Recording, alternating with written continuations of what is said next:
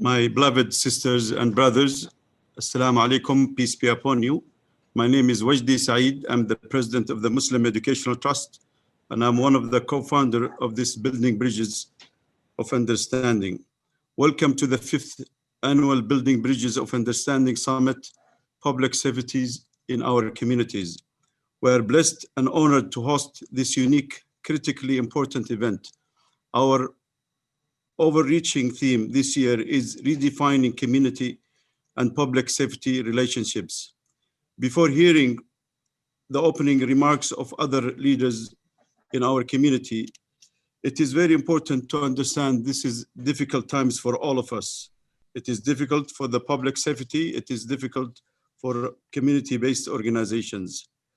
But it is also, we need to remember that we are making historical and important commitment, a courageous discussion.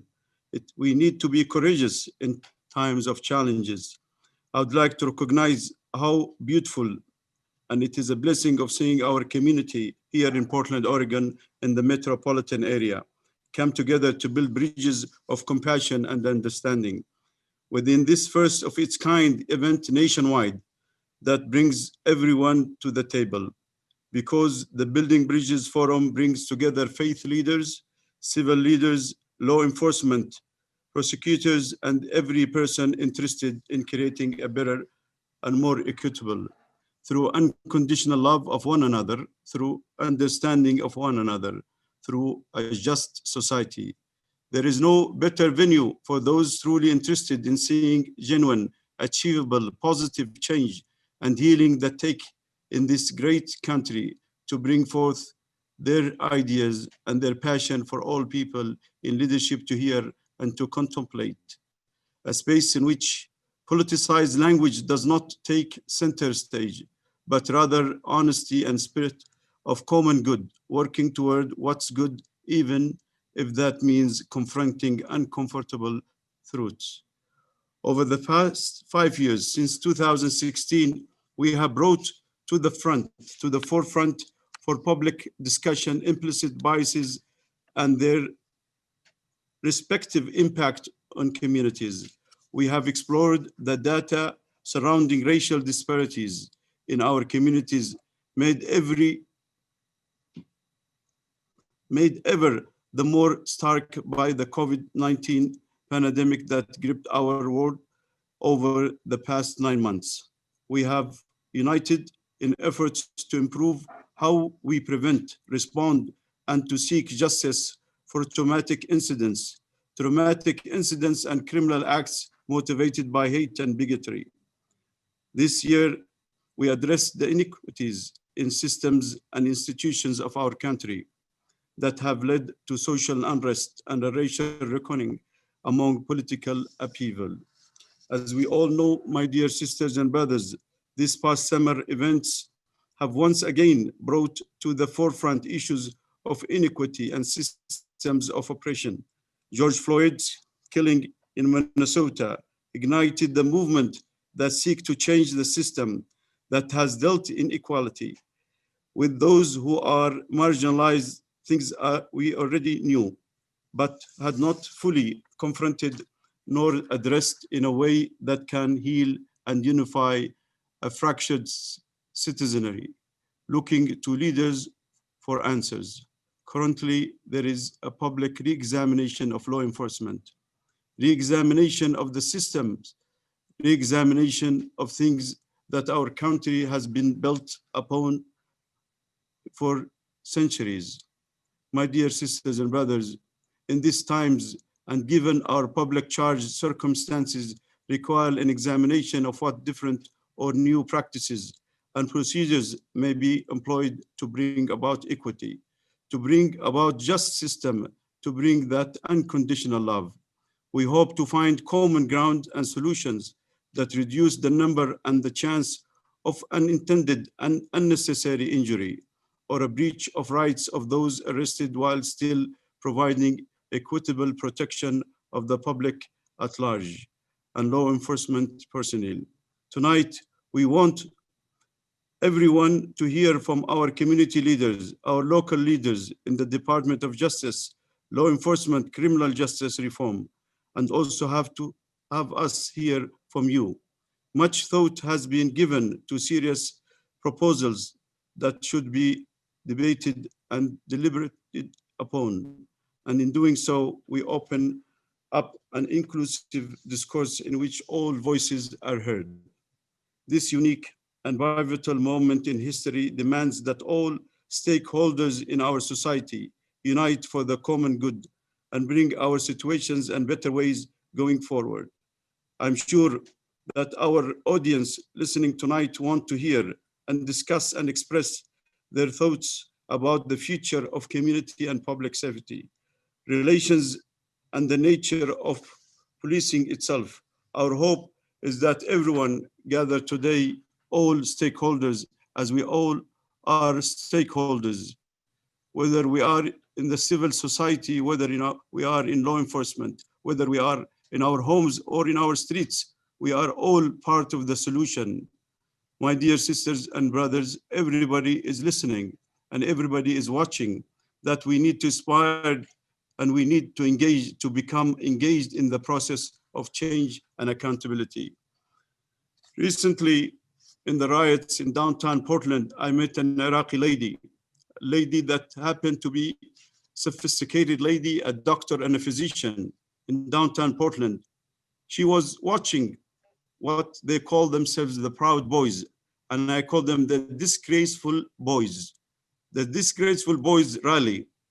They reminded her, this doctor, this Iraqi doctor that happened to be a refugee, of a terrorist by name of Timothy McVeigh, the Oklahoma terrorist, the one that buried people alive 25 years ago in Oklahoma. He happened to be a veteran. He happened to be a veteran of Iraq war. She knows that this Timothy McVeigh has killed so many Iraqis, innocent people, and he buried them alive in February 1992. She told me, Wajdi, you are naive. You are too kind to believe in a system that is happened to displace my people in Iraq and displace so many individuals because of foreign policy. It is very important to remember, my dear brother Wajdi, I believe you and I trust you, but this Timothy McVeigh, he was in the military. He killed my people in Iraq. He buried them alive in 1992 when they were leaving Kuwait back to Iraq in February 26, 1992. She remembered the dates. She remembered that some of her family members died by this unacceptable behavior of Timothy McVeigh. My dear sisters and brothers, hate and bigotry and ignorance has swallowed us humans, irrespective of our ethnic background, irrespective of our religiosity, irrespective of any political reality that we are affiliated. Hate and bigotry has exploited us and has exploited so many groups like those they call themselves the Proud Boys or the Disgraceful Boys. The Iraqi lady is a refugee, and these refugees are victims of our foreign policy. Their societies have been interrupted and disrupted. Every year since this forum inception in 2016, we have tried to be honest in seeking real and meaningful solutions for the issues that plague our society. We will continue to do that tonight, going beyond the language we hear today, going beyond taking political stands and seeking to find programs and practices, actions that will truly help heal and unify our public square. Finding this middle ground, this reconciliation, this healing is a central ethos of the faith, of my faith of Islam. And I'm sure it is the central ethos of Christianity and Judaism and Buddhism and so many other great religions. My dear sisters and brothers, it is very important that we should leave this forum tonight with three important things that we can help. The three things are simple to achieve. First, rethinking our war defense budget. I called it a war budget, not a defense budget. To advance our vision of the world beyond war, we need to support, develop, and collaborate with peace building efforts in all sectors of our society. We need to regenerate. We need to rethink this money and invest in education and health. We need to inform and educate about viable, non-violent alternatives to war and violence. The second point is to think and rethink our schools and our history. The foundation of our country was built on the backs of a genocided indigenous population and was built through African slavery.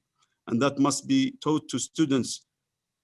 Our faith reminds us, O mankind, we have created you from a male and female and made you into nations and tribes that you may know one another. Verily, the most honorable, the most kind is the one that is unconditionally love the creation and the creator. Let us love one another. Let us respect one another. The third point, my dear sisters and brothers, that I want you to think with me together.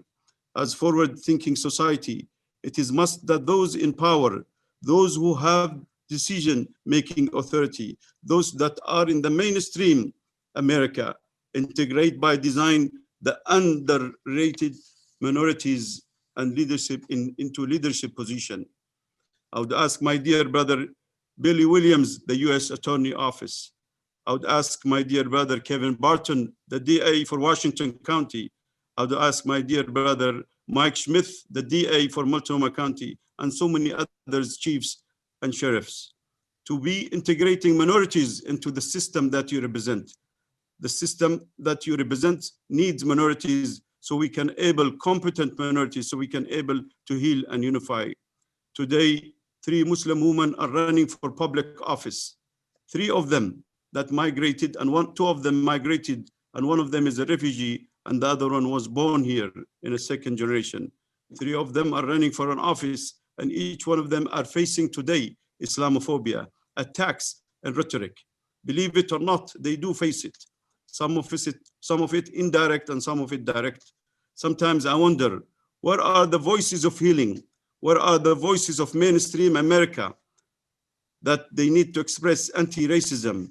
Where are the voices of those good people of the mainstream American voices who want to see better society? It hurts me to see when we don't go the extra mile to support the underrepresented individuals that are running today in our society. Running for an office is not an easy. I am a coward person. I cannot run for an office. When I see these 3 sisters, I salute them and I made sure that they will be winning so they can heal. My dear sisters and brothers, we have so many good examples from mainstream America that helped. I remember my beloved brother, the late Commissioner Nick Fish, how generously he will extend his hand and make the extra mile to integrate the minorities. I remember so many individuals, and I give a big shout to Commissioner Harrington from Washington County for integrating these minority voices. I give big shout to my dear sister Sushila J. Pal to endorse these young ladies. I give big shout to Commissioner Lori Stagman and so many others, and also to my dear sister, the Governor of Oregon. My dear sisters and brothers, we can claim that healing. It's a choice that we make. It is a choice that we need to commit, that I am part of the solution and I'm not part of the problem. This is why we are not going to let anybody sabotage our Building Bridges Summit.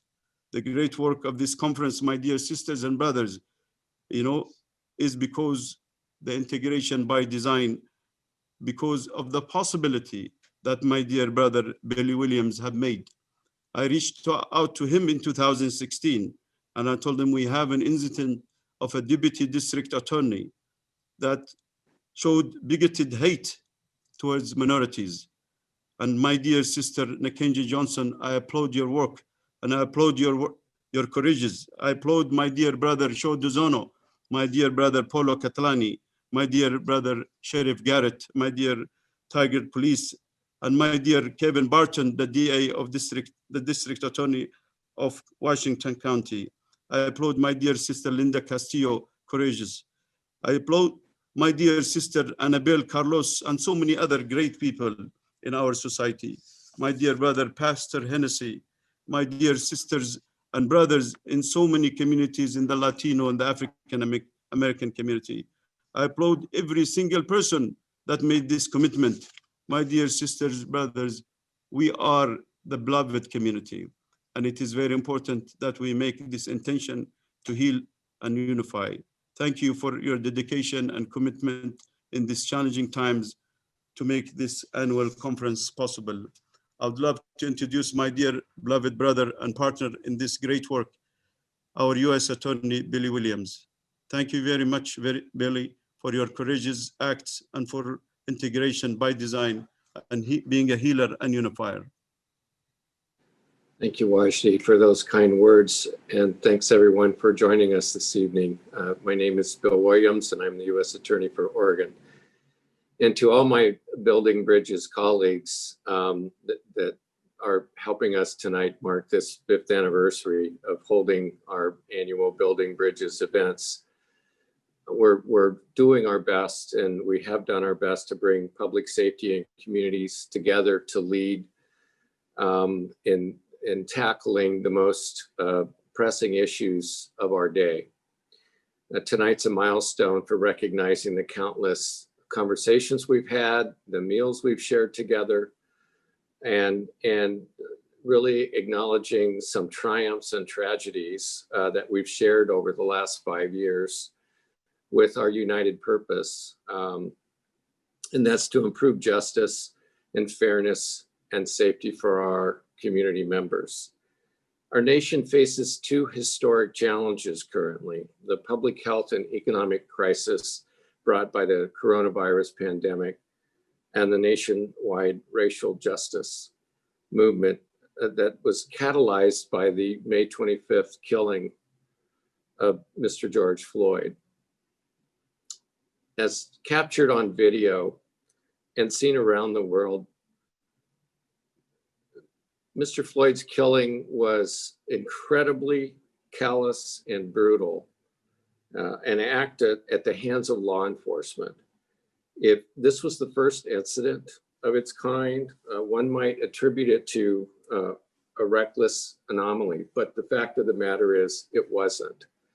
And it exposed concerns that reach far beyond the case of Mr. Floyd's killing for our nation. The reality is there are countless examples of violence, inhumanity, and degradation inflicted upon African Americans and people of color. Law enforcement officers are sworn to protect our citizens, not to kill them. Policing should be carried out based upon criminal actions, not the color of one's skin. In order for those of us in law enforcement to continue to protect and serve our entire community as we are sworn to do, this unequal treatment must stop. And this is a recognition and a realization that has gone on for many, many years, for as long as I've been in the law enforcement community and before. So we cannot accomplish equity without community trust and partnership, and that's what the Building Bridges events have been about. The fact is, the racial justice movement has brought powerful voices and thousands of peaceful protest events into the public square around this country and around the world. And I've said this throughout the summer since this horrible tragedy occurred, that we are at a watershed moment in history. So I applaud all the peaceful protest endeavors to bring about change. We need them. They will continue. They are constitutionally protected. I would be remiss not to acknowledge the months of nightly violence and, in my view, senseless criminal acts that have no bearing on seeking social justice, none whatsoever. And I will note that extremists across the political spectrum, in my view, are an abomination to the aims of social justice. We have to continue to work together with our state, local, and federal partners to hold these individuals accountable while at the same time working hard with our beloved communities. As Washi has clearly pointed out time and time again, we all need to work together. So I treasure these opportunities as the U.S. Attorney here in Oregon. And I just want you to know that I remain fully committed to working with community leaders, elected officials, and law enforcement partners from federal, state, local, and tribal law enforcement organizations to work together with communities for meaningful, systematic change. So thank you again for this evening. I've been looking forward to it for weeks. Thank you. Thank you, Billy. I'm Police Chief Kathy McAlpine in the Tigard Police Department, and my 4th year in building bridges. And I get the honor of saying just a few brief moments of opening remarks on behalf of my colleagues, both from the sheriffs and the police departments. George Floyd, Breonna Taylor, Manuel Ellis, and Sandra Bland, and so many more, we say their names. Policing across America has taken a huge step backwards, the worst I've seen in my 34 years. Public trust and police legitimacy is at an all-time low, especially among our BIPOC community. As police leaders, we hear the demand for accountability, defunding, removal of school resource officers in our schools, increased de-escalating training, and move to hire more mental health professionals to be the first responders in a mental health crisis. In the medical profession, they take an oath to do no harm. As your local police departments, we strive to be guardians of our communities, to protect all, not just the privileged. We should aspire to do no harm with respect to social and racial injustice. Your sheriff and police chiefs have been meeting with our communities in a virtual world, listening and identifying how we can do better. When we build and bridge, like this event, we ask questions that get us all to reflect on our own beliefs and behaviors. We as law enforcement, elected officials, community leaders, educators, practitioners, and community members come into this space to work together to redefine community and public relations. And thank you, and I'd like to turn it over to Pastor Hennessy.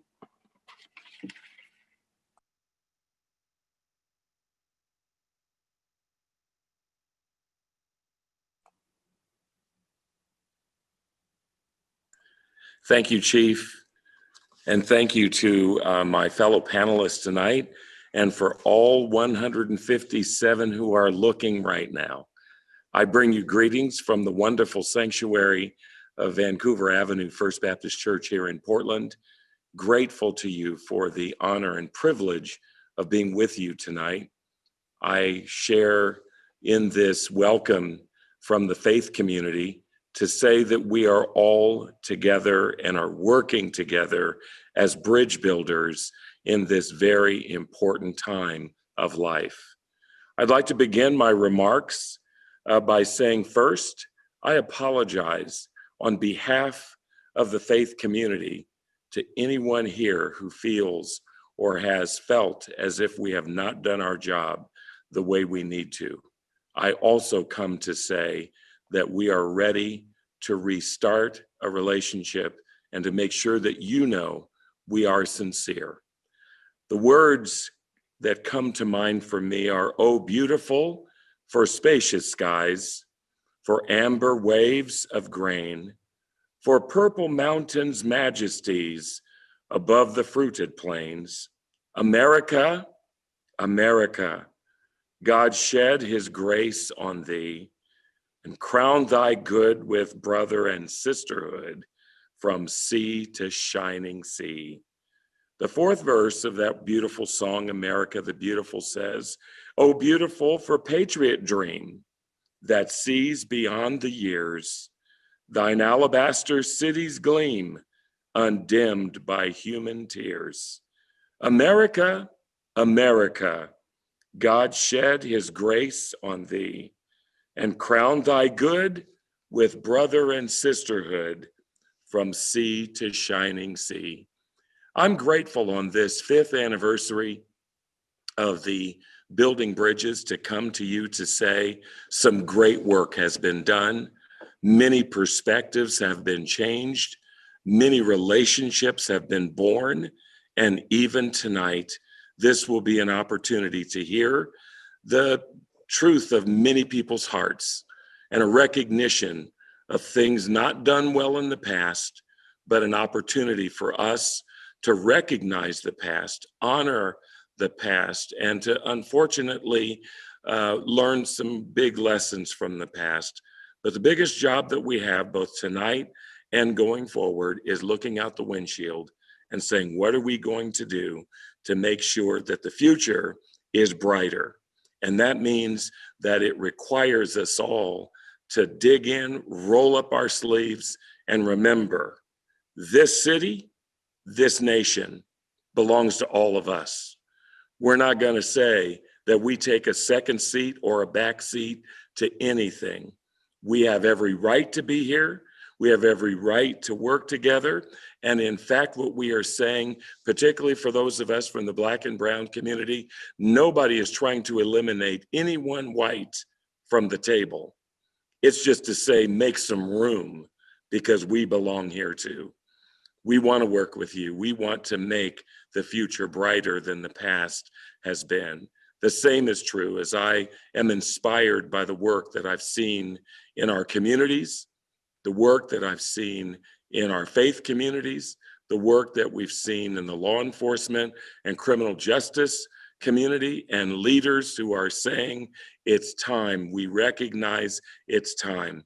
And my friends, I say to you that one of the things I'm grateful for is the fact that we as a country have come to a place of understanding we've got unfinished work, and that unfinished work is not somebody else's job, it's our job. Doesn't matter how old you are, doesn't matter where you come from or how long you've been here. We are here as brothers and sisters to work together, to pray together, to stand up for each other, and to make sure that even in times like tonight, where we gather for this 5th anniversary, that every one of us has something unique to bring to the table. So as much as I would like to preach as long as Wajdi did tonight, I'm not gonna do that. That's my brother. But I wanna leave you with at least these 3 things of work. Number 1, remember, as we do the work of building bridges, informed by the past to leave a better future pathway for our children, every one of us must do that. And to encourage our children to reach out to one another, and most importantly, reach out to people that don't look like them. Number 2, this is a time that change requires sacrifice. And therefore, even though I may want to be upset about some things or have an attitude about it or something like that, no, this is not a time for that. This is a time for us to sacrifice for something bigger than ourselves, bigger than our thoughts, bigger than our hopes and dreams, but bigger from a standpoint of what we can do together. And therefore, sacrifice is a big thing for all of us tonight. Finally, I say, make sure that we teach and practice the very love, civility, citizenship stances that make us live up to our nation's motto, E pluribus unum, out of the many one. And I come to you tonight grateful to be a part of this wonderful enterprise and the great opportunity for us to be together and be reminded about the fact that we are here where we are. And remember, every one of us has mothers and fathers and many ancestors who have worked hard. And it's our job now to work hard for the next generation, that they might be able to inherit something better than us. I'm counting on you. We're working in this together. And I wish you the very best. It's going to be a great night. And I hope that you came looking forward to this great night. Thank you for being here. Thank you, Pastor Hennessy, and all the welcoming speakers. I'm Suzanne Hayden. I'm from the U.S. Attorney's Office, and I am giving you a few housekeeping matters. First of all, this session is being recorded. I know that's been a question already posed. Yes, it will be provided later. We are also live streaming on Facebook at Building Bridges PDX. Our Twitter handle is #BBridgesPDX, and that's also in the chat box for you to see.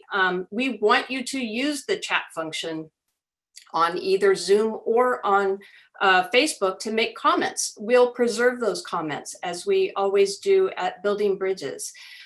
Use the question and answer dialogue box for us to ask questions to panelists. That is so important. This is a virtual engagement, but we do need your voices to be heard. We want your questions, and we're looking forward to hearing what you have to say.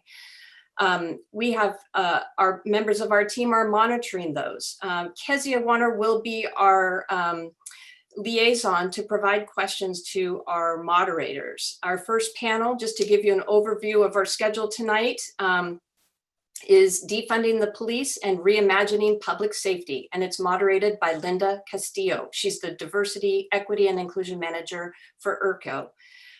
Following panel number 1, we will enjoy the spoken word interlude by a young local artist, and we look forward to that. Then we'll take a 10-minute break, and panel number 2 is our Public Safety Leader Forum and Listening Session. It will be moderated by Portland Police Bureau Captain Tina Jones. Final comments will be provided by Linda Castillo, and we will adjourn by 8. Hopefully. Building Bridges events have for the last year been the model of civility with courageous conversations in the public square. And we appreciate your respectful participation in advance. And we ask for your patience as this is a new platform for us.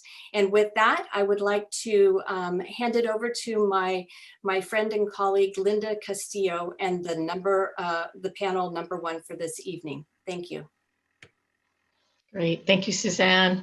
Good evening, everyone, and welcome to the 5th Annual Building Bridges of Understanding Dialogues.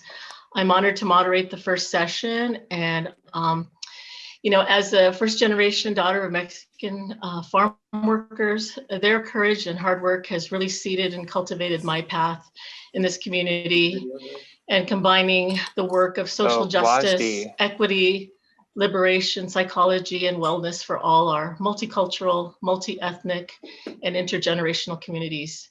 It has been vital in my work as the chair of the State of Oregon Commission for Hispanic Affairs, as the DEI manager at ERCO, and also for the last 5 years working with this wonderful group of colleagues and professionals, and many who have become friends over time in developing and growing and building these dialogues, creating these bridges of understanding. So our first session is this conversation on redefining community and public safety relationship. The topic that we're going to be talking about on the first session is defunding the police and reimagining public safety. Joining us this evening are individuals who will share community perspectives and experiences. They will be followed by law enforcement and public safety partners who will share their thoughts on the topic as well. Each person will have 3 minutes for an opening statement. And then audience, if you're listening, you will have an opportunity to ask us questions as well. And to please share them in the chat Q&A function that's here on Zoom. And Kezia and I will be working together to moderate those questions. So let's begin. So first I'd like to welcome Jamari Etherly from Word is Bond for our youth perspective. Hi, I'm Jamari Etherly. I'm here with from Word is Bond, and today I'm going to be speaking on a youth perspective. I'm 18 years old. I just graduated from Benson, and what I say here today is a starting point, and after this, you should take what I say and engage with other youth community members, because I am not the only young Black man. For me, defunding the police, if we would defund the police, I would say we should put the money that we take from them back into the communities and schools, because those are the places that are most affected by lack of funding in general. And if we're not going to take that money and put it back into schools and the communities that are most affected by the police, then there's no reason to take the money from them. So they should figure out some other way to use that money. But other than that, put it back in the schools and in the communities.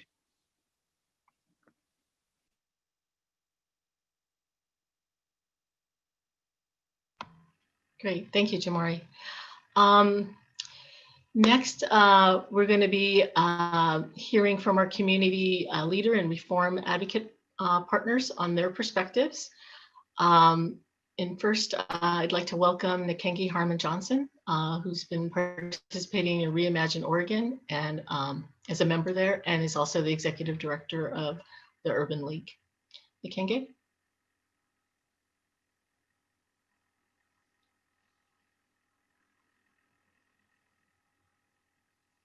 All right, well, maybe she had to step away for a moment. Why don't we go ahead and we'll come back to her. Linda, can you hear me? Another partner that we have in the community is Ricardo Lujan Valerio, and he is the policy director at Latino Network. So welcome, Ricardo. Hey, I think we do have Nikenga back. Nikenga, if you want to go.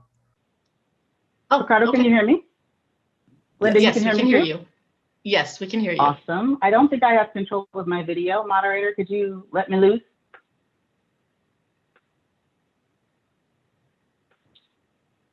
Maybe. Let's see. I think it's on now. There it is. All right, there I am. Hello. Good evening, Linda. Thank you so much for agreeing to be our moderator. I want to thank those who welcomed us this evening. So folks, I'm Nikengi Harmon Johnson. I am the president and chief executive officer of the 75-year-old civil rights and social justice organization, the Urban League of Portland. I'm going to share with you something that I shared when I testified before the United States Senate subcommittee this summer. What I told them then is that I'm an Oregonian. I'm an American. My mother, father, and their parents were born in this country, as were my grandparents and my great-grandparents, going back generations. They were kidnapped Africans, then enslaved people and forced to work for no compensation to build much of the wealth and infrastructure upon which this country still relies. Later, my family members were steelworkers, U.S. Post Office letter carriers, law enforcement officers, and military veterans. We've been healthcare workers, homemakers, artists, and teachers too. Some of my family members were business owners, homeowners, community volunteers, but regardless of our professional or social status, we all share something in common beyond our good looks and family ties. None of us, not a single one, has yet to enjoy our full freedoms as Americans as granted under the United States Constitution. Our labor has been stolen to enrich others, just as indigenous people's lands were stolen. Our votes have been suppressed to marginalize our voices in the political process. We were segregated, redlined, excluded, attacked, and jailed by an illicit mix of corporate power twisted up with legal authority, sanctioned by our own government. Nevertheless, African Americans have persevered despite it all, because we are indeed Americans. I am indeed an Oregonian. I've been raised in Salem and Portland, and right now the Urban League, my Urban League offices are 2 blocks away from where I went to middle school. When I was in middle school, the first time that I was really engaged with law enforcement reform discussions. And I want to give you a little more context around that. I am the daughter of a former corrections officer. I'm the granddaughter of a deceased police officer. I am the niece of a retired sheriff's deputy. I am married to an attorney who used to defend police officers in cases of wrongdoing, or at least alleged wrongdoing. And then he was a prosecutor. Myself, I'm a member of the bar, an officer of the court. I give you all of that context so you understand when I say I have a long history in knowing and working with law enforcement officers, both personally and professionally. I have a deep understanding of the way it works. And I'm deeply disappointed in what I'm seeing and hearing these days in our community, and in fact, across the country. I'm also disappointed in myself, quite frankly, because since before I was Jamari's age, I believed that policing and public safety could look different if we all just tried a little harder. If police would just listen to community members and community members would work with police. I believed that to the very middle of my being, which is why I was involved in listening sessions and organizing from the time I was a young person. I thought, though, that by this time, we would be done with these fights. I thought, though, if we just pushed and worked hard and were smart, that racists would die off and that young, smart people would come along and we would make things better. I believe that, different police and getting Black police officers and women police officers and getting folks who were at the highest levels in our law enforcement agencies would make a real difference for justice in our country. I sit before you now, though, feeling pretty chagrined about that because I don't believe it anymore.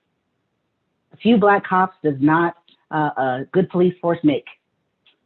Some women police chiefs does not make me safer. And in fact, even though you heard sort of my history in the context of my citizenship in our community, I'm afraid when I see a law enforcement officer in my rearview mirror, because I know that it's more dangerous for me to interact with these public employees, people who are paid with my tax dollars and yours, than it ought to be. I know that Officer Friendly isn't real for me. And not only is that sad, but it's scary and it's wrong. I won't take too much more time before we go to the next panelist, but I want to share with you some recent headlines. Police costs to cover Portland protests near $9 million, including more than $6 million in overtime. Folks, I employ more than 60 people and we help feed homeless folks. We're delivering meals to senior citizens. We're helping young people receive the technology they need to be about their studies this year, helping disabled folks get the PPE they need and sanitizing equipment they need to stay safe. We run a homeless shelter now to get people who are at risk for COVID off the streets. And my budget is about $6 million a year. And we have to scrap and fight and write grants and argue and negotiate and scrimp and save just to hit that number that Portland police have burned through in just a few months, to stand on the streets and intimidate and threaten and harass other Americans, other Portlanders, other Oregonians who are simply saying that it's past time for us, for people just like me, to be citizens of this country, fully and completely and without fear, without threat to our lives from public employees. Imagine if we decided to defund police and invest in nonprofit organizations, invest in food banks. Linda, I had the opportunity to be principal for almost a day earlier this week. So I got to shadow a Portland High School principal. I think it's my fourth year doing that. This principal told me that this school year, just the past couple of months, he and his team raised $6,000. And now they're writing checks to help families keep their lights on so that kids can connect their laptops to show up for class every day. This high school principal, who makes far less than the top paid employees of the Portland Police Bureau, is now having meals and food boxes delivered to his students' homes because kids are so hungry that they can't study. And he has come to learn about these problems because he and his teams are zooming into people's living rooms every day as they try to conduct school virtually. He has school teachers who don't have strong internet service and get kicked out of classrooms while they're trying to teach their kids just about on a daily basis. So imagine if we divested from the police department and invested in that school, invested in those kids, invested in those teachers. Come on, folks, it's not rocket science. Think about the things that you would rather spend money on rather than tear gassing your neighbors. Think about the things that we could really use in our community to keep us safer, to help make us smarter, to make us healthier. We can talk about the place for law enforcement, and we can talk about what police should and should not do. But by any measure, we spend too much on cops and not enough on other things that would actually make our community a better and safer place to be and would get out of the way of my civil rights. Linda, thank you for letting me make that opening statement. I look forward to our further discussion. Thank you, Nikengi. Appreciate that. Now I'd like to welcome Ricardo Lujan Valero, who's the Policy Director at Latino Network. Thank you, Linda. Appreciate it. Again, folks, good evening. My name is Ricardo Lujan Valerio. Everybody knows me as Rico. So if you're here, Rico, here and there during the conversation, that's me. Pronouns are he, him, his. I am the Director of Advocacy at Latino Network. Pretty much, I think Jamari and Nikenga pretty much summed it up for me. It's it's really tiring times for a lot of our community members when we've tried to approach the conversation with an open mind.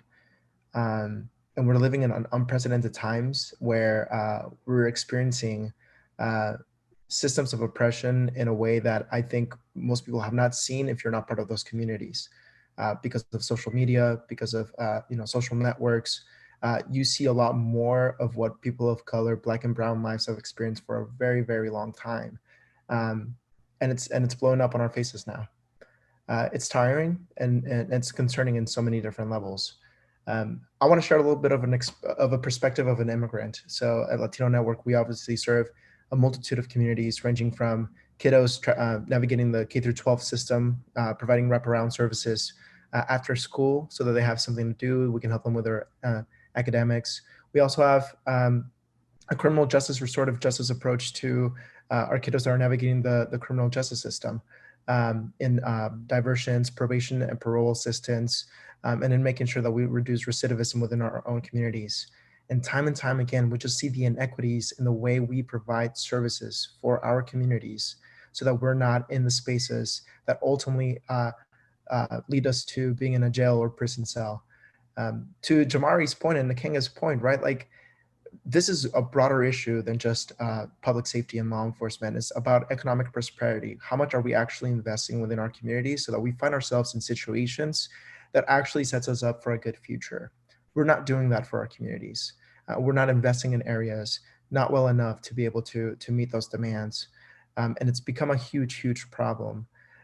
When we are speaking about the criminal justice system, it's not solely about seeing our reflection in police officers, seeing another police officer that looks like me, because it's rooted on the way in which the foundation of a police force was formed. And until we realize that and have conversations about that, until we realize that and have actionable items after that conversation, things will not change and things will just continue to repeat. We see systems of public safety, we see systems of economic prosperity, we see systems of government that we've been able to rely on for centuries now, thinking that the same thing will work and work and work. It's just enough. If we need to tweak it a little bit, it'll still work. But the truth of the matter is that, and this is true for many of our communities, they were never built for us. They were not meant to protect us. They were not meant to be for us from the beginning, from the get-go. And so we need to have an honest conversation about what public safety actually means for people of color that have faced this harm for a very long time. We need to have a real conversation about what economic prosperity means for many of our communities in the long run. Education investment, housing investment, food security, things that become such a basic necessity and many of our community members lack. And when Nakenga shares the numbers of how much we've spent on protests compared to how much we've invested in communities during a world pandemic, it's concerning in so many different levels. There's so many ways in which millions of dollars could have been used to help tens of thousands of individuals. And so we got to have actionable items after those conversations. And just to touch base a little bit on the protests, as an immigrant community organization, center organization, and member of an immigrant community, we have to realize the consequences, the collateral consequences that over enforcement in events of protest, protected expression, have to community members that don't share that citizenship status as many people have. Everybody should be able to exercise their freedom of speech, their freedom of assembly, their freedom of the First Amendment, regardless of their immigration status. That is the US Constitution way that recognizes everyone that steps foot on US soil. Yet I don't have those same benefits. Our communities don't have those same benefits when you're an immigrant putting your foot, trying to express yourself, and you become a collateral consequence of a broad use of force to a crowd of protesters.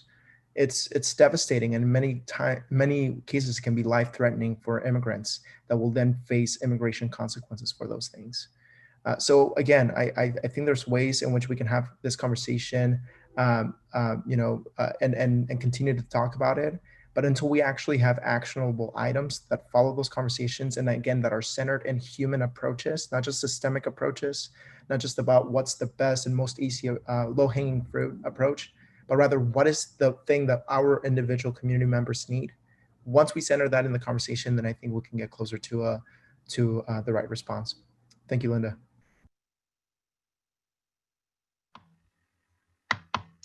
Thank you, Ricardo, for sharing. Next, I'd like to invite Jawad Khan to join us from the Muslim Educational Trust, the Oregon Islamic, he's also the Oregon Islamic Academy educator. Hi, Jawad. Thank you, Linda, and assalamu alaikum, peace be upon all of you.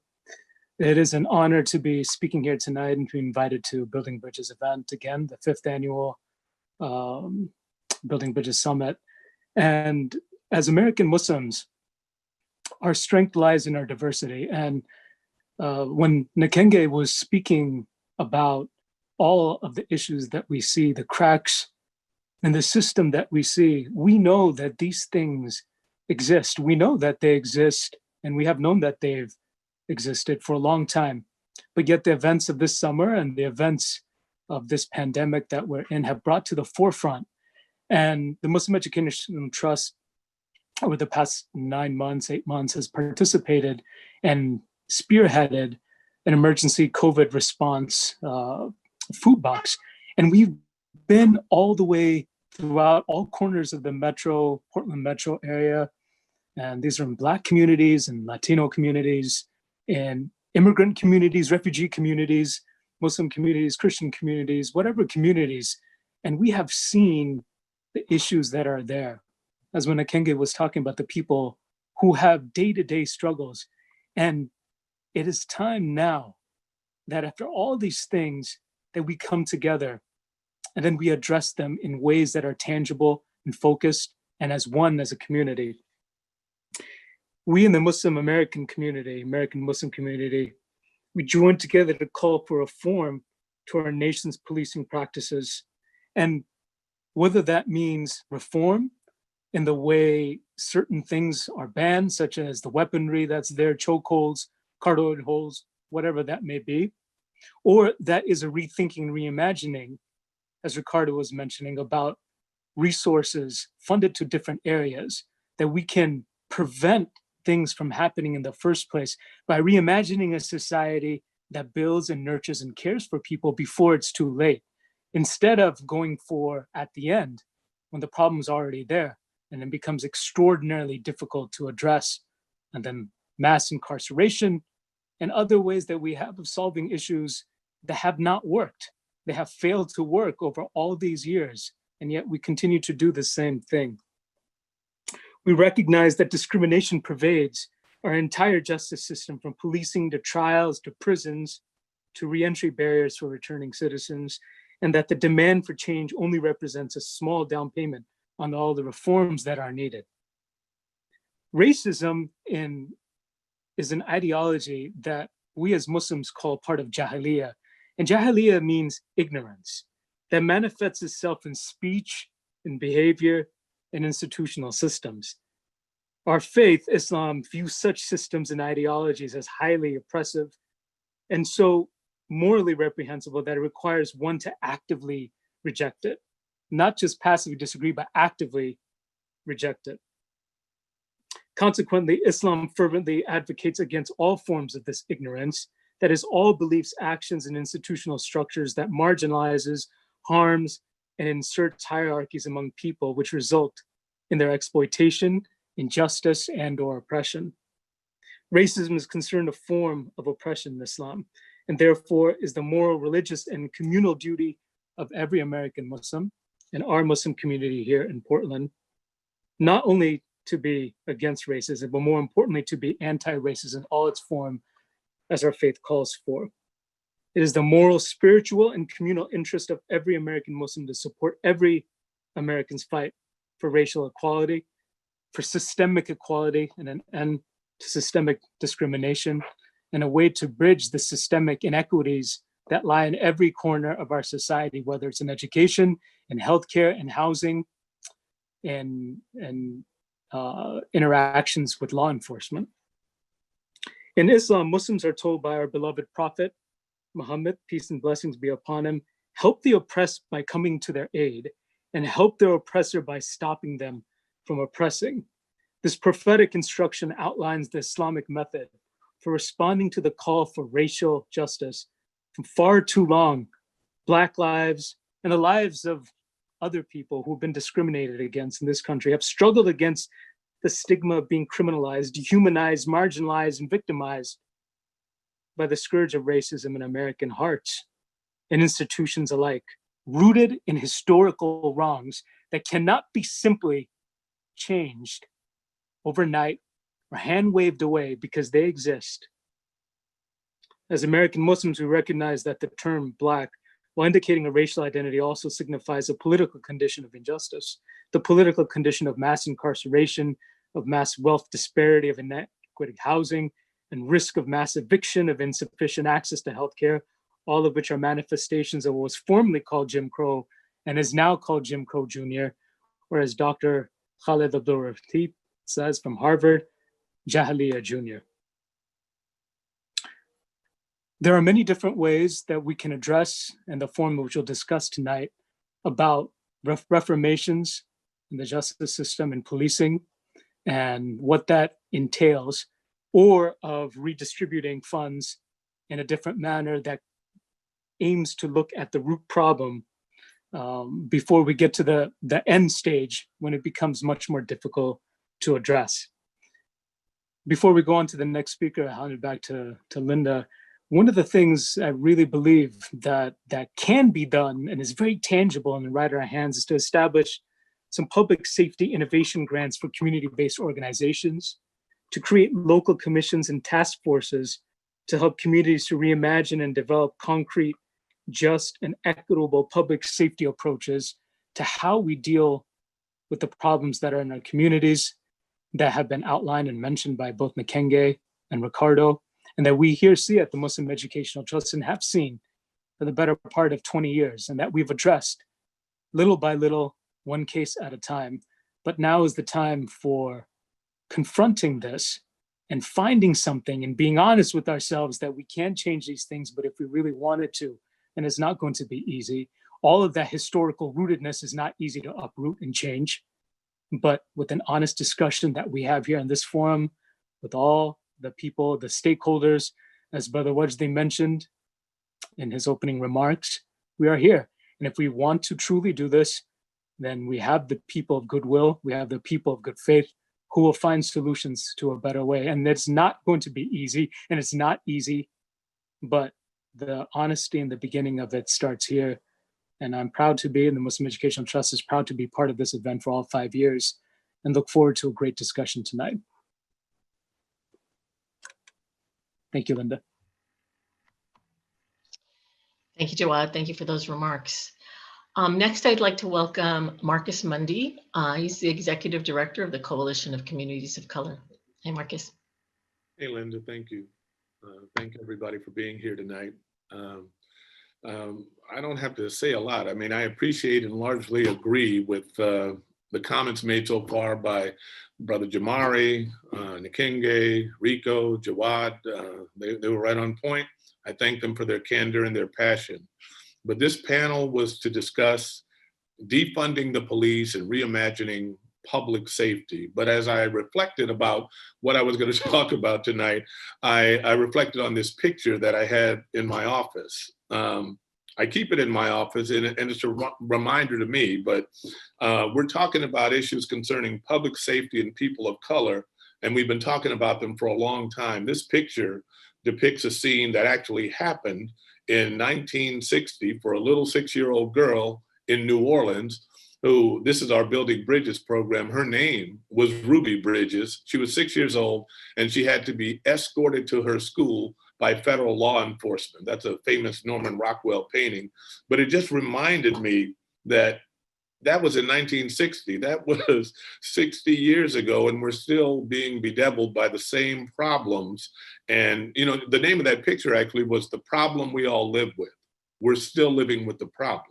Yeah, we're still living with the problem. And what we're talking about today is it's not rhetorical, it's not theoretical, it's not even just historical. It's practical and it's actual and it's now, and now's the time to do something about it, as all the speakers before me have mentioned, and it's time to change because it is the problem we all live with. I think we need to revisit what it means, what the words community and stakeholder mean. I was listening to the news the other day. I heard a local law enforcement officer, a union officer, not leadership, but say that they were upset about this bill that's working its way through the city council about police oversight. And they said it needed to have the right stakeholders at the table. And that always makes me bristle, because I believe the community are the right stakeholders, that the community does have a voice. The community is not just the police or homeowners or business owners, it's everybody in the community. And we're very diverse, and we're high and low in income. So that just made me bristle. And I think if we're going to make change, we have to actually begin at a level where we can say everybody's a stakeholder in this discussion. I also wish to underscore that the community and the righteous protesters, these protesters that have been out here for over 100 days and have caused, we have the Building Bridges program, but they caused some of these discussions we're having right now to take place. I applaud them. I don't applaud the violence. A couple of people mentioned that. I don't applaud the violence. I applaud that they brought these issues to the table. That was largely young people driven, people like Jamari and others. And, if we can begin there, then we maybe can get folks to focus on what might be the proper balance of resources. All those speakers before me talked about the number of resources and how we can better allocate them and distribute them. And like Rico, like Jawad, I'm looking for finite suggestions, finite solutions, actionable steps. It's hard, as Jawad said, but we can do this. So nothing can be off the table. I did want to say that, not union intractability, not public accountability bodies, not reallocation of resources, not even technology and the tools we use. Everything that is part of the discussion has to be part of the discussion. And I think talking about defunding the police with all the nuance that phrase embodies, and it's the right conversation to have. And I think talking about reimagining safety, particularly for those who have rarely felt safe, even amongst law enforcement, like I was reading in the chat, even among law enforcement, people don't feel comfortable calling. That's the right conversation to have. So I look forward to discussing these ideas, because maybe defunding the police is the right thing to talk about right now, as long as we talk about it in a divest and reinvest context. So that's my comments tonight, but I look forward very much to the discussion tonight. Thank you, Linda. Thank you for your remarks, Marcus. Appreciate it. Now we're going to segue to the police and law enforcement perspectives, and I'd like to welcome Sheriff Pat Garrett from Washington County into the space. Sheriff Garrett?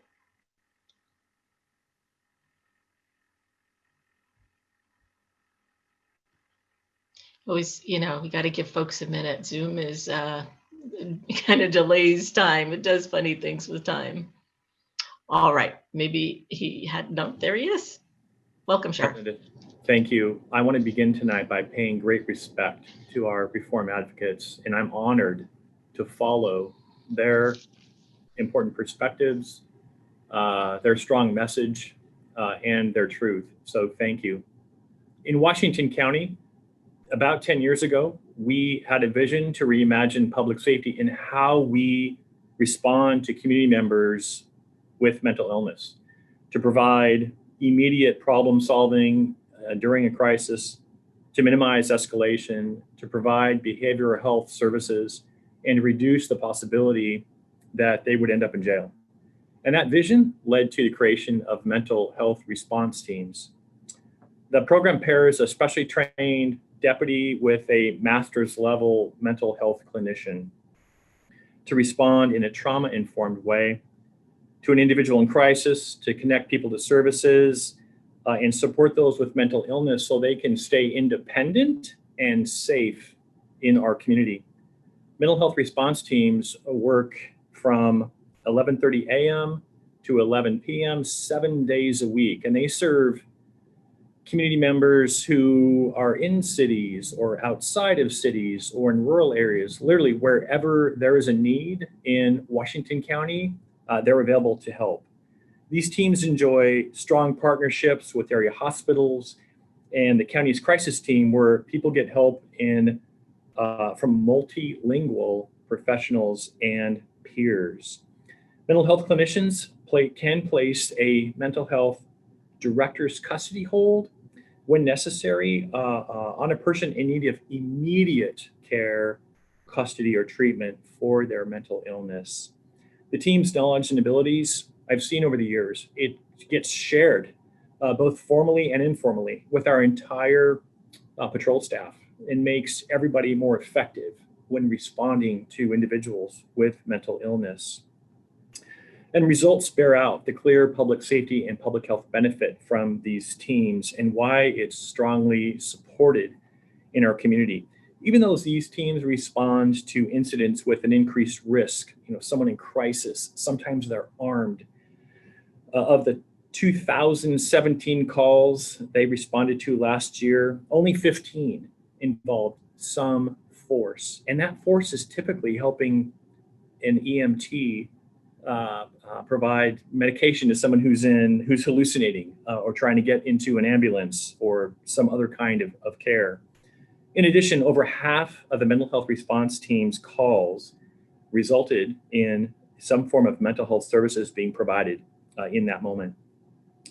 While mental health response teams might not be right for every community, for Washington County, everybody who resides in Washington County, these teams provide a response model that's a dual response model of public safety and master's level clinicians to provide help for folks with mental illness in a way that is community focused, it's trauma informed, it's effective, and produces healthy outcomes. And it continues to be seen as innovative, even though it's been around. It started small, but we've grown it over the years. For about 10 years, just this past year, police agencies in the city of Pasco, Washington, and Skagit County, Washington, even Boston, Massachusetts, they are implementing this kind of a model in their communities. Thank you.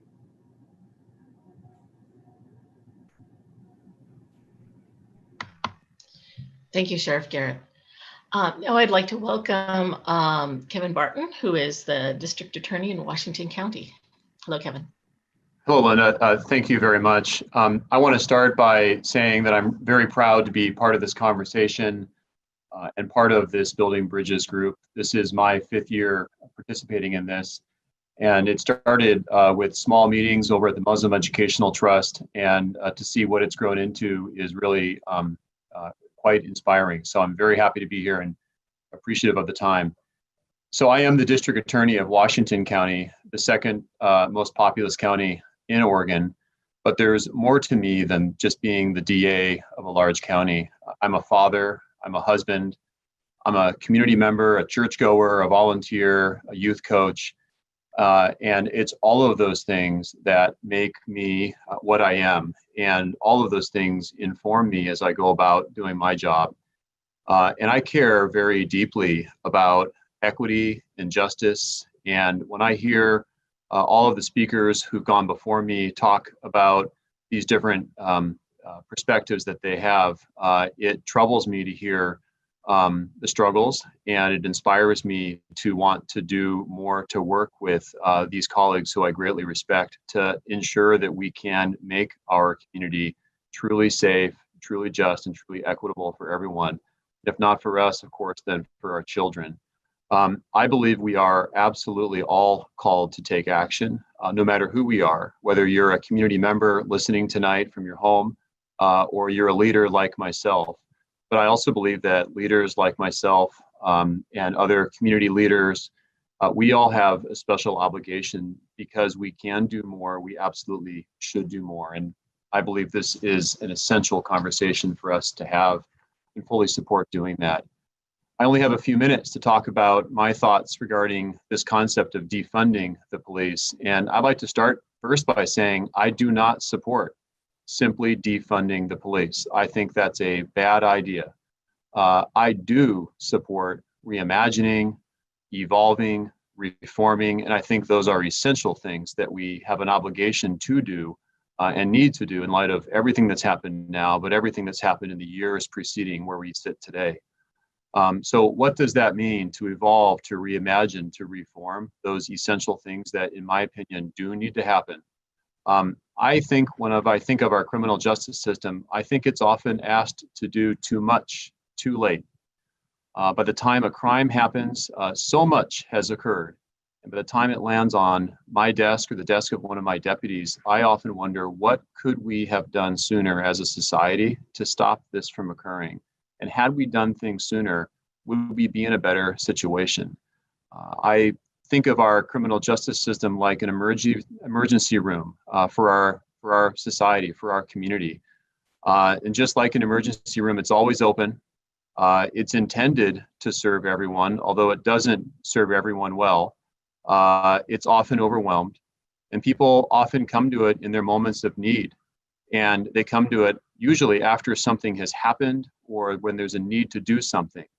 And it's really not well suited in those moments. So many of the issues we deal with have root causes that occur long before the criminal justice system can be involved. And if we can do more, I believe, to address those root causes sooner, I think we can rely less on our criminal justice system later. And so I believe one of the keys as we're thinking about how to reimagine, reinvest, reform, and evolve our justice system is to find ways to address those root causes.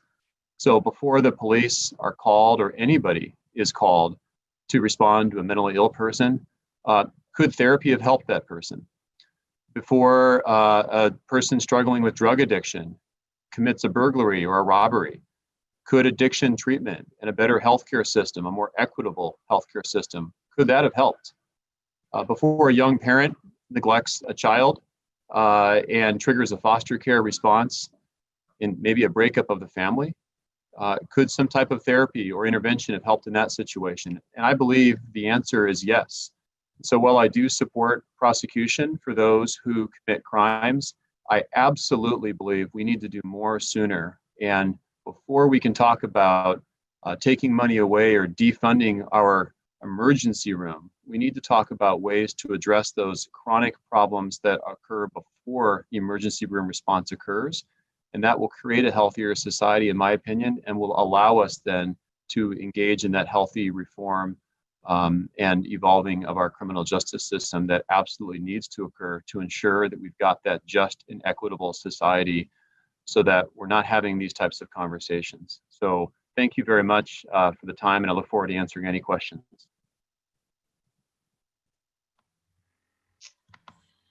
Thank you very much, Kevin. Now I'd like to welcome into the space Mike Schmidt, who is recently become the DA to Multnomah County. Welcome, Mike. Thank you, Linda. And it's a pleasure to be here and again, join this amazing conversation. I believe this is my third one that I've attended. I always take away a lot. And I've already actually taken away a lot tonight. So it's a pleasure to join you. The benefit of going last is that you get to hear what everyone else has said, but also that a lot of it has been said. So I'll be more brief. But in reflecting on this question of reimagining public safety and defunding the police, I was reminded during the campaign of a conversation I had with a Portland man. He's a Black man, has kids. And he talked to me about this and he said, Mike, he's like, public safety, we will have achieved public safety when I feel as safe letting my kids walk to school and run and play in the park as you do your kids. And I really, that stuck with me all throughout, that safety has to mean safety for everybody. And it's clear that we have failed in that regard. And this conversation sometimes is, challenging to hear, the criticism of the ways that we fail, but so necessary. And it really made me think about in my office, how can I prioritize safety and make sure that what I'm doing is for safety and making everybody feel safe. And there's even a conversation in the chat that Nikenge's had, and she was asked a question that many people have been asked around defund the police concept, which is, what are you going to do with no police when nobody shows up? And she said in the conversation, you know, we've already had that conversation and chosen not to call police because we want to handle those situations ourselves because we don't feel safer when they come. And I think that's the same thing that my constituent was trying to tell me, that he does not feel as safe in our community as I feel. And we will not get to public safety until that happens. So this is a really important conversation that I'm happy to be a part of. Defunding for me, when I hear that, talks about a budget, and it's a budgetary conversation. And it's been said by others that a budget is a moral document. And I think that's so true. It shows you where you put your resources is where your heart really is. And I think we need to revisit if we're spending our money in the right way. We should always continually revisit that. Rico and Nikenge and Jawad gave examples of small amounts of money that can make big differences in people's lives. We should have a conversation if the way we're spending our funds is the right way, and nothing should be off the table in that. In our community, Joanne Hardesty, Commissioner, has proposed a Portland street response pilot project based largely on the Cahoots model that is in Lane County and Eugene. That would say for certain types of calls, a law enforcement response should not be our first option.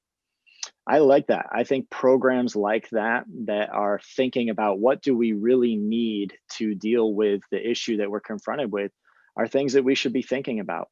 And the downstream effects of that would be that if that can be handled with that type of a response and that type of service, then you're never making an arrest and you're never launching a prosecution and you're never going to jail and pre-trial and all of the other things that professionals like me are now trying to figure out. How can we unwind some of these things? So getting to them beforehand and thinking of alternative responses, I think should be a welcome conversation to everybody. That in our community, we should always be critical of the way we're allocating our resources and asking ourselves if it reflects our morals, if it reflects our values as a community. So I'm happy to be here. I'm grateful to be a part of the conversation and look forward to the questions. Thank you.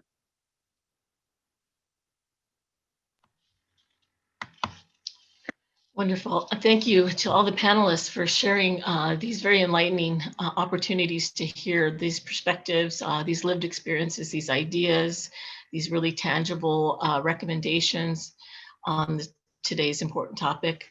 Now we're going to go and segue to the portion where folks may have some questions, questions from the audience. And I invite all the panelists to please turn on your video for this portion, this Q&A portion. Because any one of these questions may be directed to you, Q&A bingo or something like that. So let's see, the first question, let me just kind of take it because it's been kind of taking off in the chat and some folks have responded and not everyone has. But the question that came up is, what are your thoughts on SROs, which are school resource officers within schools? I don't know if someone in particular would like to take that question. I can take it. Yeah. Go for it. You should take it. Yeah. So I graduated from Benson. I went there all 4 years, and I only seen our SRO once, and that's because I literally tried to avoid them the whole time I was in school because, one, I just don't feel comfortable around police officers, and I also don't feel safe with a police officer within like less than 100 feet of me because you never know what can happen. And I identify as a student of color, and I know at least half of my friend group at Benson felt the same way. So I feel like there's no need for SROs to be in the schools. Plus, they're only there 1 day out of the week, so that's not stopping anything from happening because there's 4 days that anything can happen. And that's funding that we honestly could be used to put back into the classrooms because our graduation percentage should be 100%. Let me tell you, it's not 100%. So therefore, we're doing something wrong. And I think I did a study on this earlier this year that there's only 60% students of color that graduate each year versus like 80% for the white students. So like there's still a 20% gap in between students of color and white students. So therefore, you should be focused on getting all your students to graduate versus putting some police officers in school. And they're mostly only used for punishments anyways, like I'm gonna go get the SRO to handle the student that's acting out or something like that. Like, why you need an SRO? That's your job. You're a teacher. You're being paid to handle students and deal with students all day. So don't put your job on someone else. Yeah, I can probably echo some of that too. And prior to being at Latino Network, I was a policy associate at the ACLU of Oregon when Portland school students reached out to us when they were reconsidering the SRO contract. And when the school board made a presentation about it, there was one of the slides that showed how many times police officers were actually called to intervene in a classroom, and actually how many times a student was arrested at the end of the day, detained and arrested. And the figure showed that it was over 5,000 calls in total, but really only arrested and detained 11 students, showing that we actually don't take a lot of students into custody. The bigger question that I had is, why were police officers called for over 5,000 incidents that didn't need to be intervened by a police officer? And the mere fact that a student would be interacting with a police officer, even if it didn't lead to an arrest and detention, it's enough of a psychological effect that impacts an individual for a lifetime. And so we really need to think about not just the issue of everyday SRO interaction with students. I think that number alone is very concerning for me in terms of how we look at discipline within the classroom, how we look at engaging students for success in the classroom. And then to the bigger question about mass shootings too, we've done national reports about how even schools that have very unfortunate and tremendously unfair instances of mass shootings, they've had SROs and they have not deterred people from doing those actions. So again, it's a matter of having conversations about what truly is the need of the students, focusing on them and their perspectives on these issues as well, since they are the ones that are also mainly affected by these instances. I'd like to jump in. This is Kevin here. Right ahead. And I completely agree with Ricardo and Jamari in their comments about SROs being involved in discipline. SROs have no role and should have no role, in my opinion, being involved in discipline of students at schools. It's important, I think, when we talk about SROs, that we talk about what they should do and what they shouldn't do. But let me tell you from my experience, before I became the elected district attorney, I spent 10 years as a child abuse prosecutor working with child victims. And I will tell you that a significant number of child abuse cases, we learn about that because of the good work that school resource officers do in schools. When COVID hit, the reports of child abuse in Washington County and statewide dropped by half the same week that the schools shut down. That's not because all of a sudden children stopped being abused. It's because SROs and teachers stopped having access to kids so that kids could tell these people at school what was happening to them at home. So I think when we're talking about the SRO conversation, we should talk about what's the role of an SRO. And they absolutely, in my opinion, have a positive role to play, not in discipline, but in building positive relationships with students of all colors and all sizes. And also being involved to protect those students when they have something to report about a crime that's happening to them. And we've seen it firsthand. A couple of years ago, I prosecuted a coach from Tigard High School who sexually abused 2 students over 10 years at Tigard High School. And we only knew about that because of the good work that an SRO had done. So I think we ought to have a conversation about where they belong and where they don't belong. They absolutely, in my opinion, have a positive role to play. Thank you for sharing that, Kevin. Anybody else want to speak to the SRO question? I know the chat and the QA are kind of active answering these questions, but not everybody might be paying attention to those particular things. So I don't know if you, Nikengi, want to say just a few things about that, because you have some thoughts about it.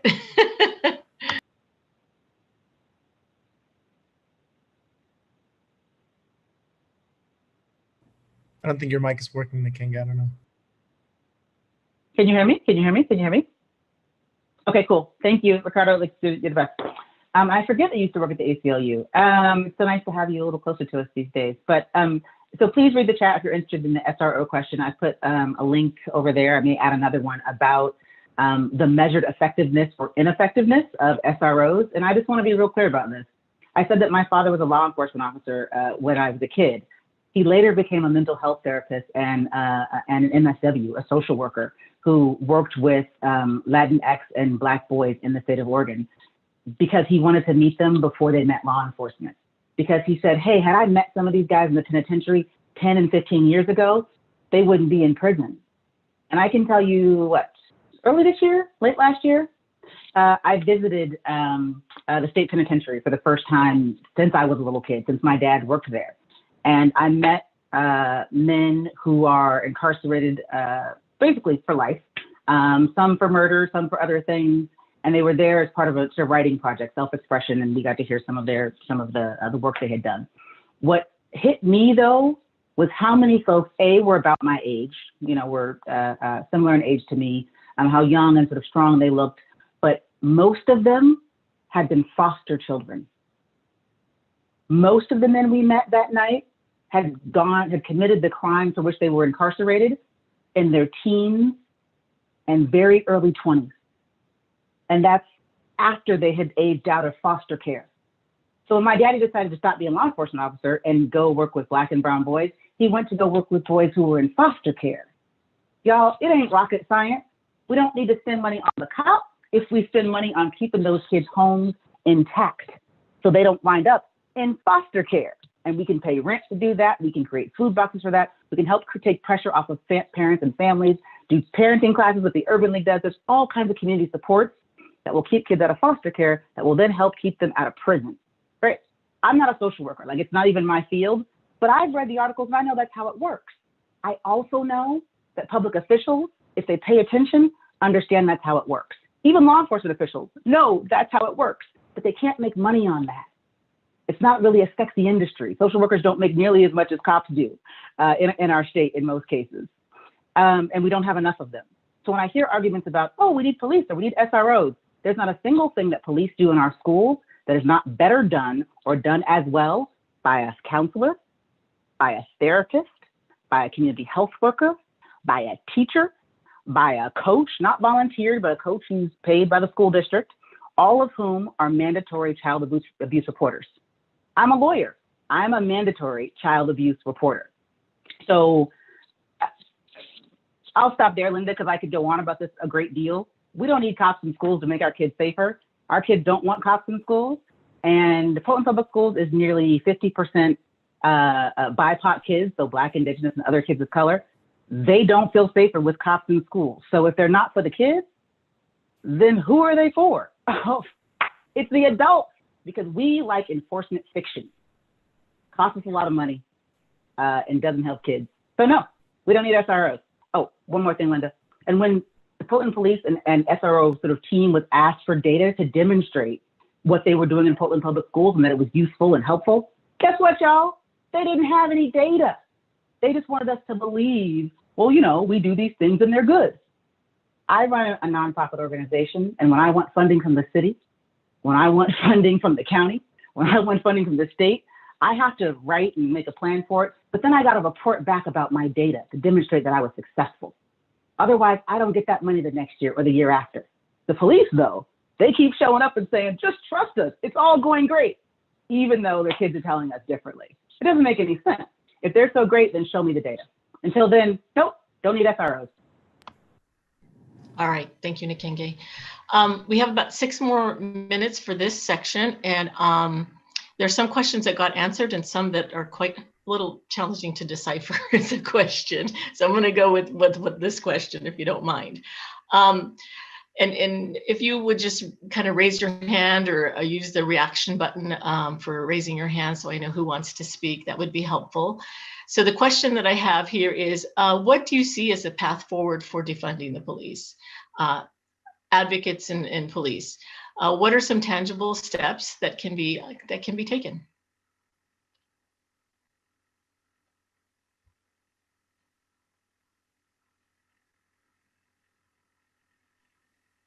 I the feel $1 million like question. I feel like you with especially with the SROs fund, because that could honestly be put back into the classrooms, because if you have a higher graduation percentage, that means these kids most likely will go off and do bigger and better things. You know, you might get college, you might have them go off to college, do a trade or something. You might even like doing that, you might even get the next president.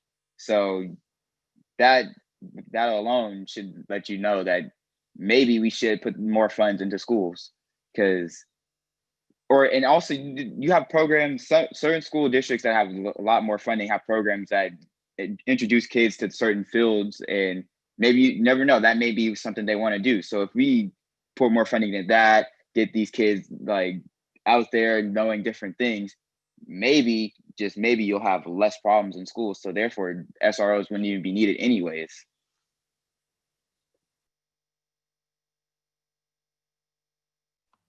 Thank you, Jamari. Anyone else want to Marcus, speak will to you this? answer that question?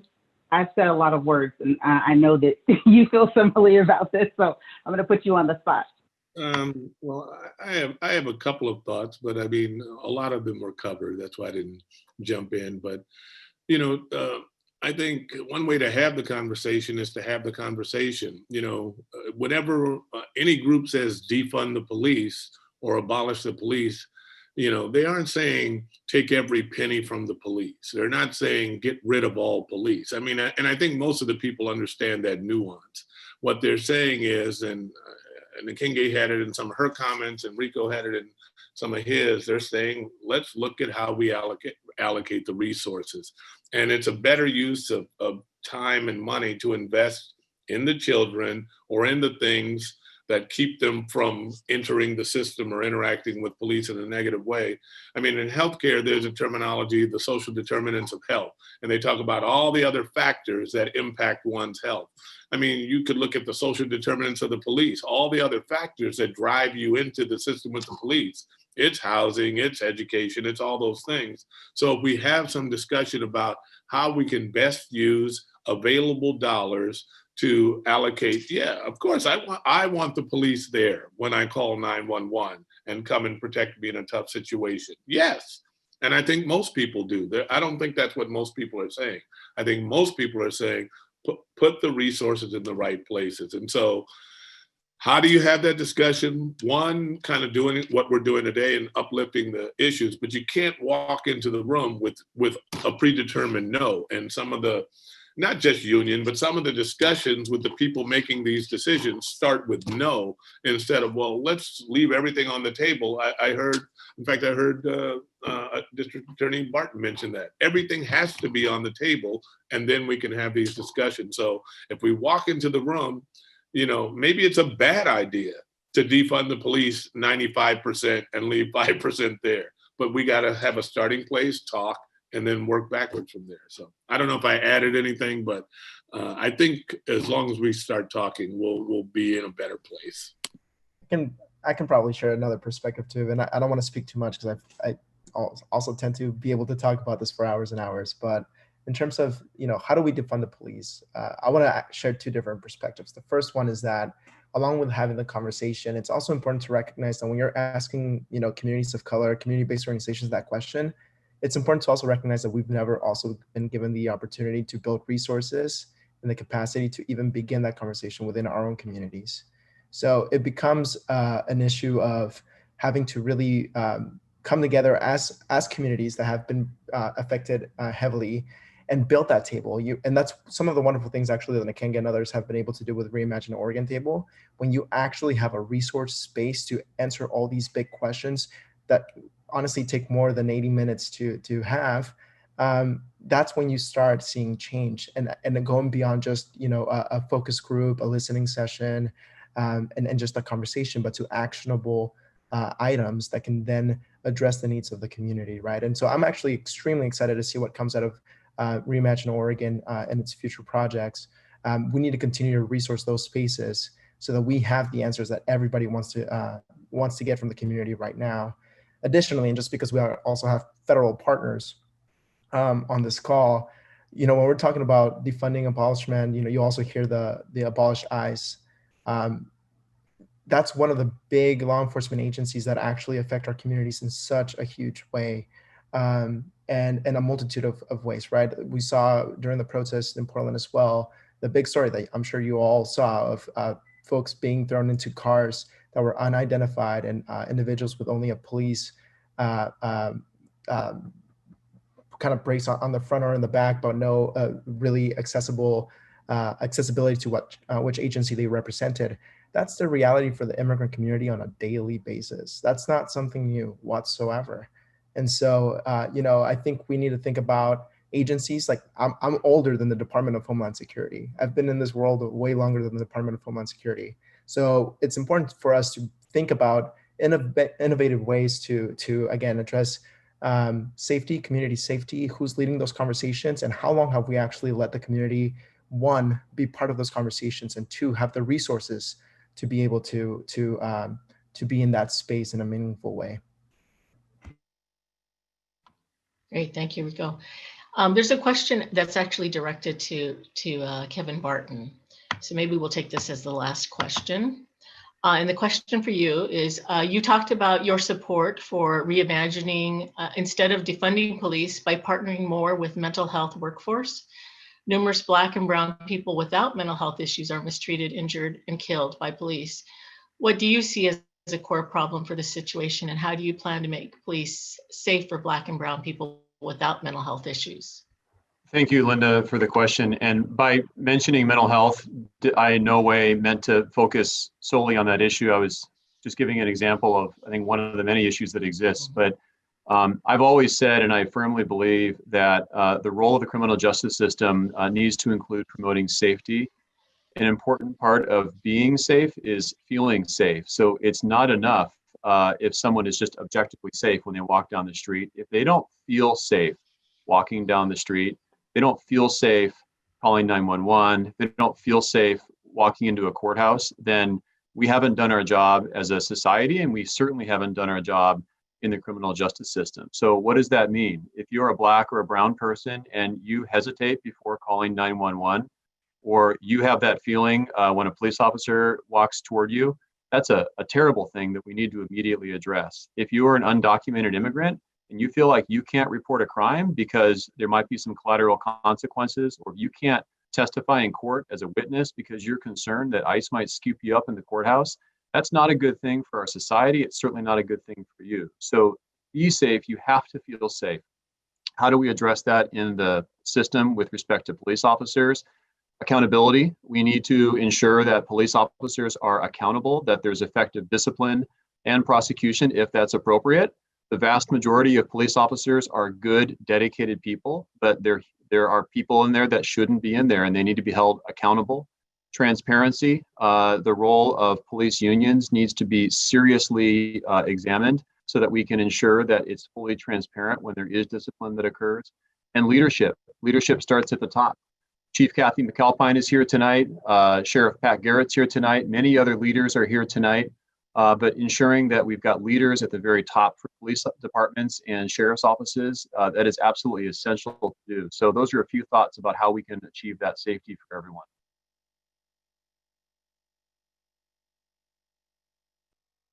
Thank you for those remarks, Kevin. I think we're going to go ahead and close this session out. There's so much more that could be said and asked, and yeah, it's true, it's not enough time.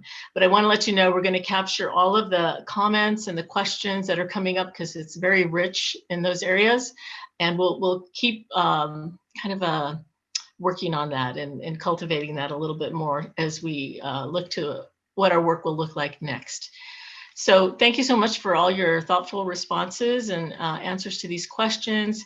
We look forward to these continuing dialogues, because I think it's very rich, it's very important. And as a community, we can come together for some solutions that really make sense for our community.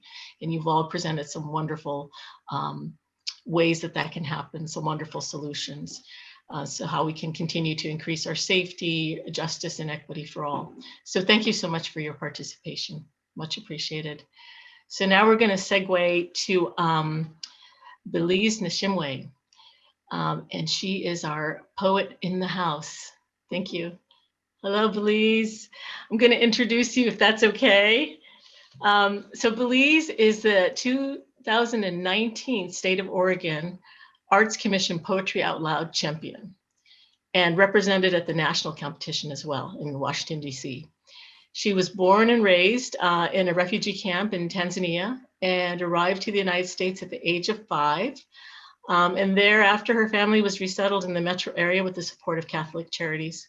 She is now a US citizen and deeply passionate about social justice and the law, and strives to create a platform that gives voice to immigrants and refugees and the representation that they deserve. Currently, she's a junior at St. Mary's. Oh, senior. So please join me in welcoming Belize Nishingwe. Thank you. Black clouds. Mama, why are clouds white? Because they aren't black. Why aren't they black?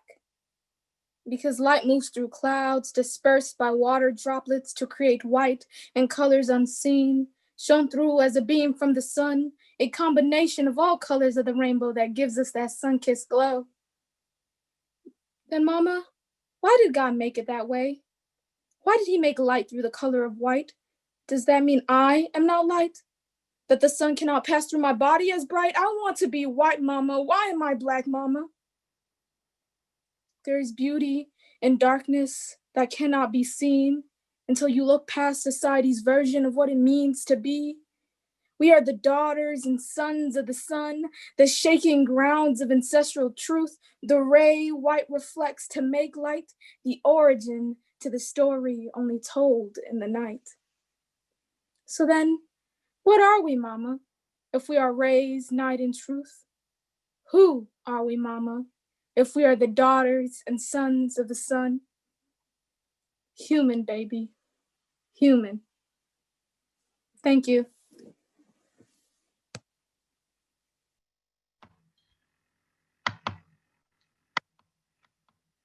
Thank you, Belize. Thank you for sharing that wonderful poem.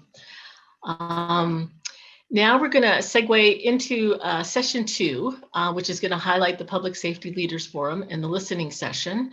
But before we do that, because, you know, Zoom well-being and Zoom health, we're going to take a 10-minute break so you can take some time away from the screen.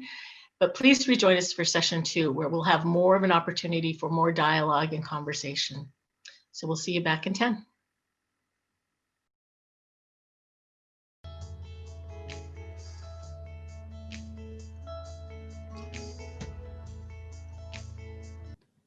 Good evening and welcome back. First, I'd like to start out with just an acknowledgement to Belize for her beautiful reading and Jamari for sharing his story. It is so important for us to be hearing from our youth during this really critical and important time in our history. And I just really appreciate both of them being here tonight and representing youth.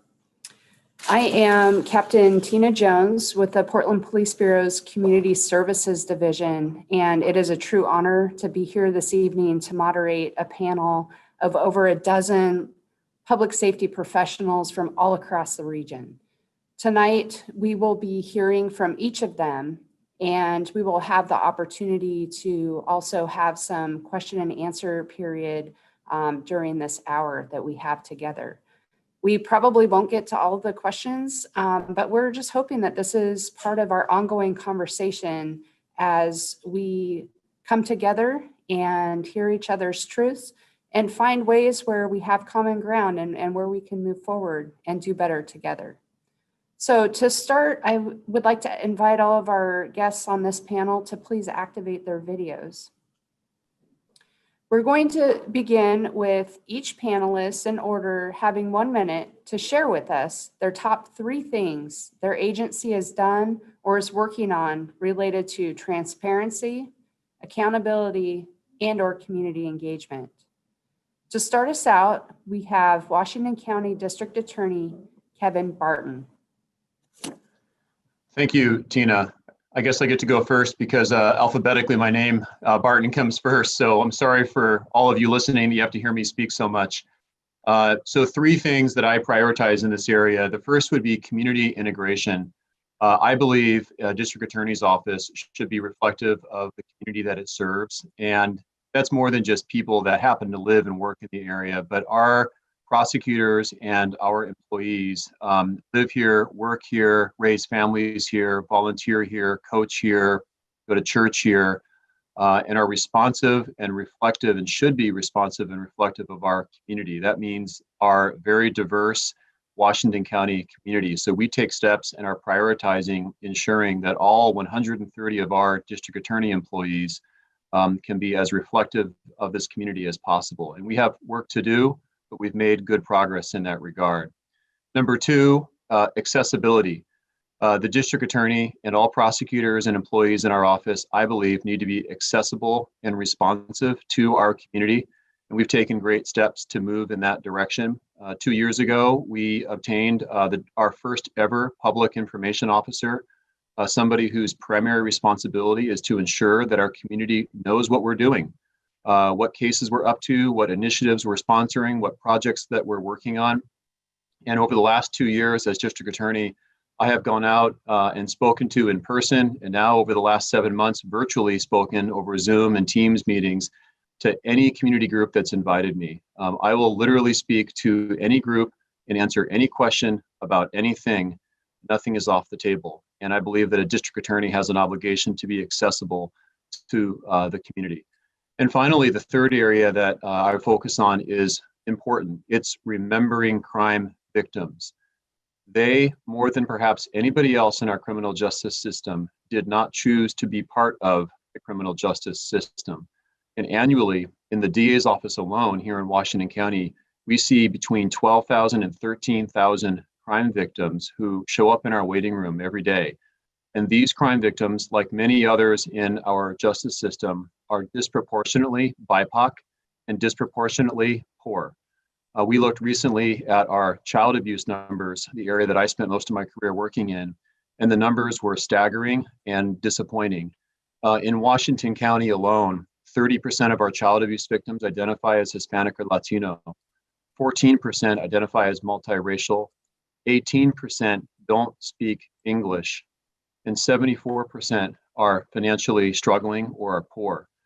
I believe that those numbers and many of those same similar concerns reflected in our adult victims, those numbers suggest that we have a big problem in our society when it comes to the disproportionate impact of inequities across the board. And that's the obligation that we have an opportunity to address. So that's my third area of focus. Thank you. Thank you very much. Next, we'll go to Washington County Sheriff Pat Garrett. Thank you, Tina. Pat Garrett here from Washington County. 3 things we're doing to improve accountability, transparency, and community engagement. Number 1, to facilitate change and increase engagement with diverse, marginalized community members, we are meeting monthly with community leaders to create a Sheriff's Office Latino Advisory Commission. It's really to bring the marginalized communities' voices to the table so that we can incorporate their lived experience into our work.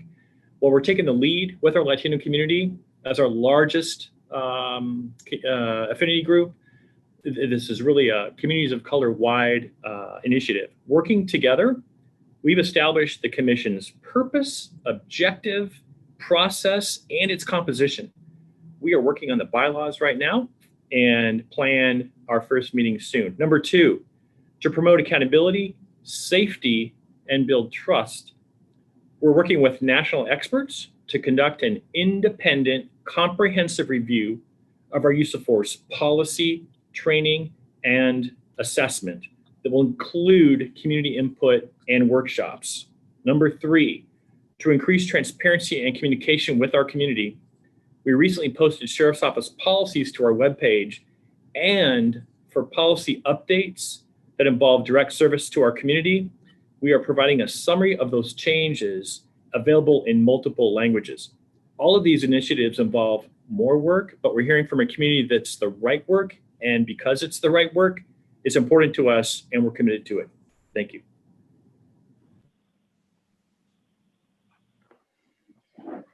Thank you, Sheriff. I want to remind our audience members that this will be interactive, and so at any time they can pose questions in the question and answer box, and we will be collecting them and finding common themes for the questions for our panelists. So please feel free to do that while we're having this discussion.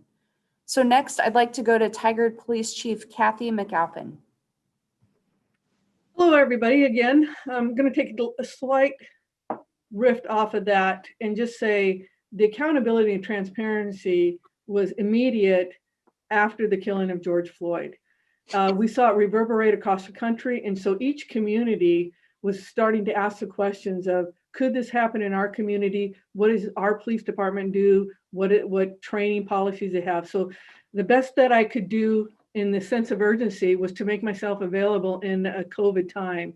So exploring for the first time Facebook Live, answering questions right then and there about their police department, working with the mayor to be online virtually asking, and people came from a broad spectrum of tears to anger to concern. And this came after immediately passing of a public safety levy 2 weeks prior to that, where not only were the Tigard community wanting more officers, but they added another school resource officer.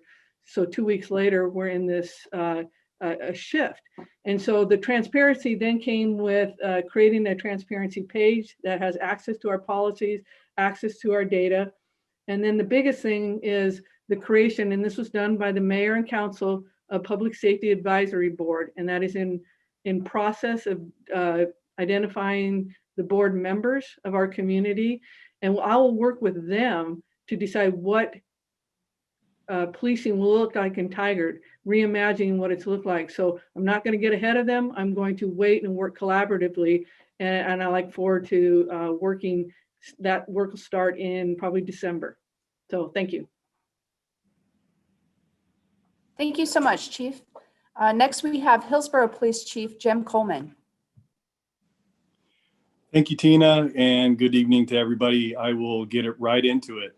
The first priority I have as Chief of Police is to make sure accountability is an integral part of Hillsborough Police Department's culture. That means defining it, demonstrating it, and modeling a positive attitude towards it to our employees. Another priority is to keep our community updated on progress towards improved accountability and transparency. We are making our internal work public by featuring a review and advancement section on our website that focuses specifically on reform progress, such as engagement and action timelines, community comments, completed actions, and next steps. And the third priority I want to mention is getting out of the paradigm of communicating exclusively through websites, social media, and publications, and moving towards a more grassroots approach to conversations with our community members. Our business owners and organizations, particularly those that have low trust and negative experiences with law enforcement. And to that end, we have recently dedicated 2 full-time positions to this effort of doing less storytelling of our own and putting ourselves in better positions to listen to the stories of the people we serve, including having multilingual employees in these positions. Thank you. Thank you, Chief. Next, we have Beaverton Police Chief Rhonda Groshong. Thank you. Thanks for having me here tonight. So the first thing that we decided we needed to do was listen to our community. We've done this through several different ways, and we'll continue to do so from here on out. The first one is we made ourselves more available to our neighborhood association meetings, our diversity advisory board, and the Human Rights Advisory Commission. And in fact, I'm currently for the next 6 months doing workshops with the Human Rights Advisory Committee. And after they are done, after that 6 months, they'll be making recommendations to our city council on what they see where police policy, Beaverton police policy could change. The second thing is continuing our increased efforts at diversity recruiting. It's a goal of mine and the mayor's to have a police force that directly represents the community that we live in. Beaverton's a very diverse community, and we need to really focus on hiring officers that represent our community members. And what we are working more closely than we ever have before with our human resource department. And as far as transparency, the department homepage, we've continually update that. We've addressed 8 Can't Wait, the policy implications of 8 Can't Wait. We have posted our bias-based policing report. In addition, I think one of the things that makes us most transparent is our community academies. They've been going on for years. Normally we have them twice a year. They're 10 weeks in duration, 2 nights a week. And we've heard from our community, the reputation of these community academies is gotten around our community. So we think that that is one of the best ways we can educate and learn ourselves from our community members. So we're going to be holding more community academies as COVID allows. Thank you. Thank you, Chief. Next, we have Multnomah County District Attorney Mike Schmidt. Thank you, Tina. So 3 things. One of the very first things I did as soon as I was elected on May 19th was start reaching out to community members and ask them to be a part of my transition team. And actually, I'm very pleased to have, you heard from one of them earlier, Rico is on my transition team. And so been working with them, not as much as I'd like to, because they were supposed to be my transition team. It turns out that I got started a little bit earlier than I had anticipated. But I look forward to bringing them not only into what we're doing as I continue to learn the job, but also make them a part of the office. And how do we have that community team be a formal part of my administration? So looking and working with them on that. Second thing is being transparent with the public. You know, right off the bat, I stood out and announced a policy that I was rolling out into the community. And I think having that conversation was really important. Not everybody agreed with the policies. Many did, many didn't. But at least, you know, we could have that conversation. And then I followed up with that with a public facing dashboard. And this is something that I continue and will continue to roll out as we look at more and more areas of how my office prosecutes cases, what is received, and then how we dispose of them, and making disparity that we see in the criminal justice system transparent so that we can have these types of conversations. So check out our website for the dashboard to go look at that. And then finally, a big initiative of mine that I really want to get going, and I'll be working with county commissioners and state leaders and city leaders to really stand up a robust conviction integrity unit that will look at all kinds of things in terms of working with groups in the community like the Innocence Project and others when cases are identified where we may have gotten it wrong as a criminal justice system. But also looking at other issues as well, such as, you know, people getting expungements. Can we be more helpful in that? Reduce fines and fees, look at clemency petitions, and just kind of handle all of the things that I think continue the loop or close the loop on prosecution, not just ending at conviction or sentencing, but continuing forward and thinking about how can we rebuild people once they come back and have done their time. Thank you. Thank you, sir. Next, we have Multnomah County Sheriff Mike Reese. Tina, thank you. And I just want to say it's an honor to be here and to participate in this important conversation. And it's really about the relationship between the community that we serve and our law enforcement professionals. And it's about trust, and that trust is built or eroded in every single police community interaction. I believe that trust is a perishable commodity, and it's something that we work on every single day at the Multnomah County Sheriff's Office. We have to make sure that our values as an organization are aligned with community values and community expectations. I believe we have a responsibility as public safety professionals to treat everybody with dignity and with respect. We have to make sure that we are doing what's just and what's right, and that we have the courage to speak out when we see injustice in our community and in our criminal justice system. And I really appreciate the opportunity to be here tonight and look forward to a vibrant discussion. Thank you. Thank you, Sheriff. Next, we have Portland Police Bureau Deputy Chief Chris Davis. Well, good evening, everyone, and it's good to be here tonight.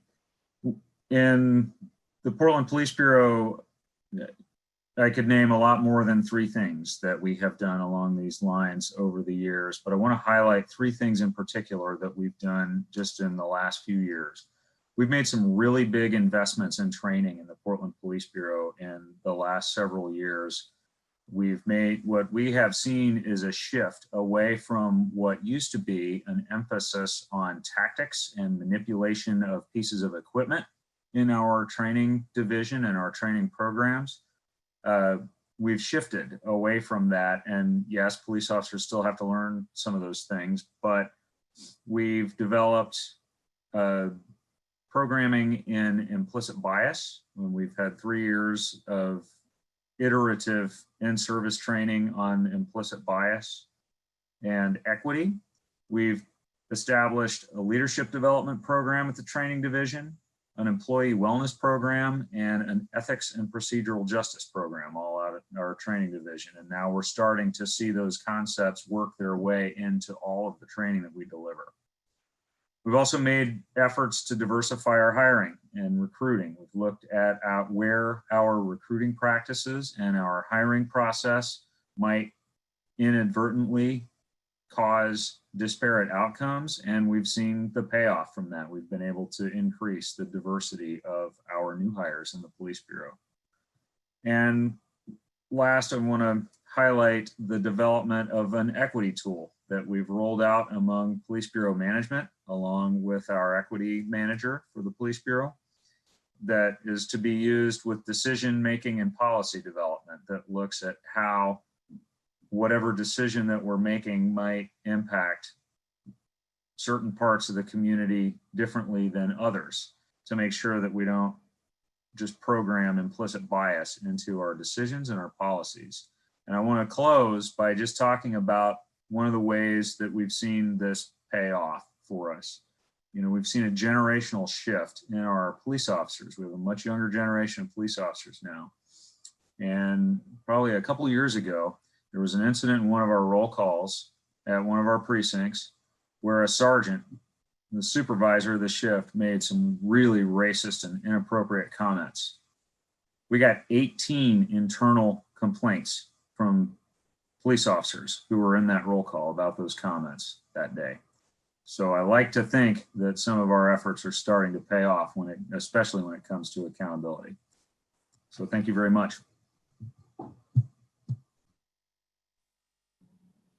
Thank you, sir. I want to remind, we have 107 attendees tonight, which is amazing. Please use a question and answer box, because this is going to be your chance to get over a dozen of our leaders in the region who are all here tonight on the hot seat. That's what they're here for. So if you have some tough questions you want answered, please submit them, because that's what they're here for, is to have these difficult conversations. So please use that. Appreciate your insights, Chief. Next, we have Gresham Police Chief Robin Sells. Hi, thanks, Tina, and thank you all for the invitation to be here tonight.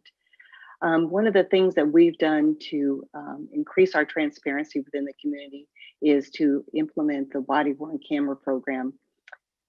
We had wanted to do this since about 2014, 2015, but it really became cost prohibitive. I don't think most people realize it's not so much the cost of the cameras themselves, but it becomes the cost of the storage and retrievability of the videos themselves. So you think of a police department our size of 130 officers, and the officers are uploading anywhere from 5 to 10 hours of video per day. You can see that that would add up quite quickly.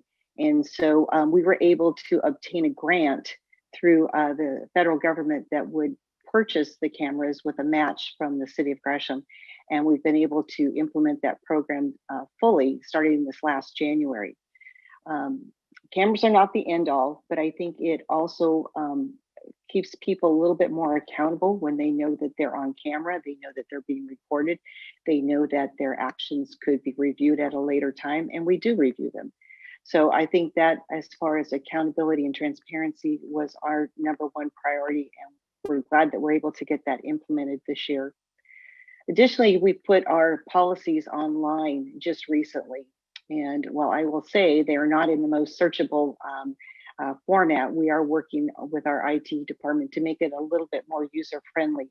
But all of our policies are currently online and accessible to our community, where they could look at them. And, you know, if they felt that there was something that was inappropriate, or they felt some suggestions, we are always open to getting better. And I think that's one thing that Gresham Police Department does really well, is that we look to make ourselves better as we go forward.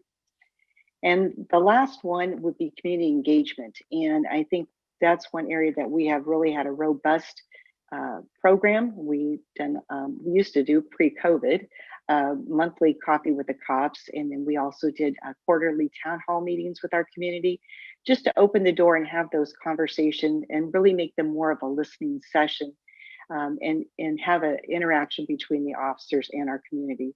Oftentimes we get so busy with all of our calls, we don't have the time to interact with our folks like we would like to. So that gives us the opportunity to really have a conversation with them, find out what their needs and wants are. So for us there at Gresham, this is what we've been doing, and we look forward to the rest of the evening. Thank you.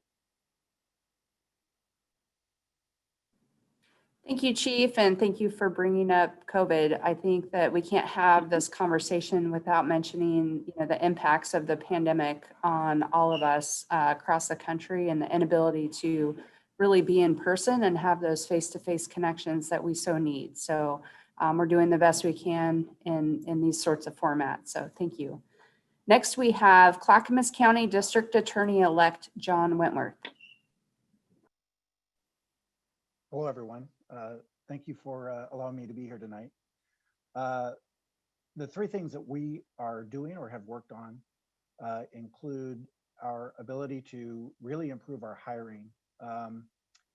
My job coming into the role in January will be to ensure that we retain and promote women and people of color in our organization. We've done a great job of our hiring, and my job will be to maintain that and ensure that our office reflects our community as well.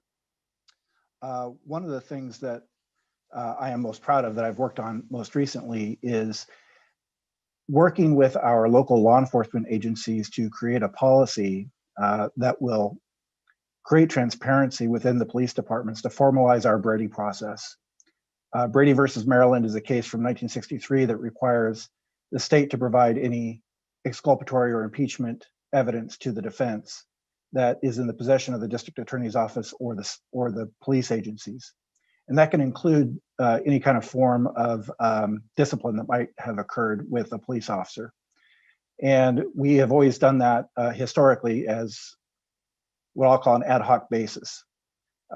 We have recently formalized that process and worked with our law enforcement agencies to create agency liaisons. Those are people within the police agencies who are trained by our office to recognize Brady material, types of information that would be impeachment or exculpatory evidence to the defense. And we've formalized that process in the policies of our law enforcement agencies in Clackamas County. So we're proud of that effort. And then the last thing I would say is I take no shame in stealing good ideas from my colleagues, including Kevin Barton and Mike Schmidt. In that regard, I think we are working hard to engage in more community outreach. And that's something that my office, I think, has lacked historically, that we can do better to reach out to formerly marginalized and currently marginalized communities. Even I'm hearing that tonight, that there's just a reluctance to engage with people in law enforcement for various reasons, and that people won't necessarily want to come to us. So I have to build that bridge, and I have to reach out to those organizations and those community groups and make sure that they're being heard and that they know who I am as well. I intend to create a public information officer, because I agree with Kevin Barton. This is an area where I think the public deserves to know the work we do. And to agree with Mike Schmidt, and I can see where he's going on his website, I think the public deserves to know statistically what kind of work we're doing. They need to be able to view our work, gauge our work, and comment on that work, and help us decide whether we're doing the work that they want us to do. As I prepare that effort, I think you'll see that on our website, and I'm excited to have that form of transparency for the public. Thank you. Thank you, sir. Next, we have Clackamas County Sheriff-elect Angela Brandenburg.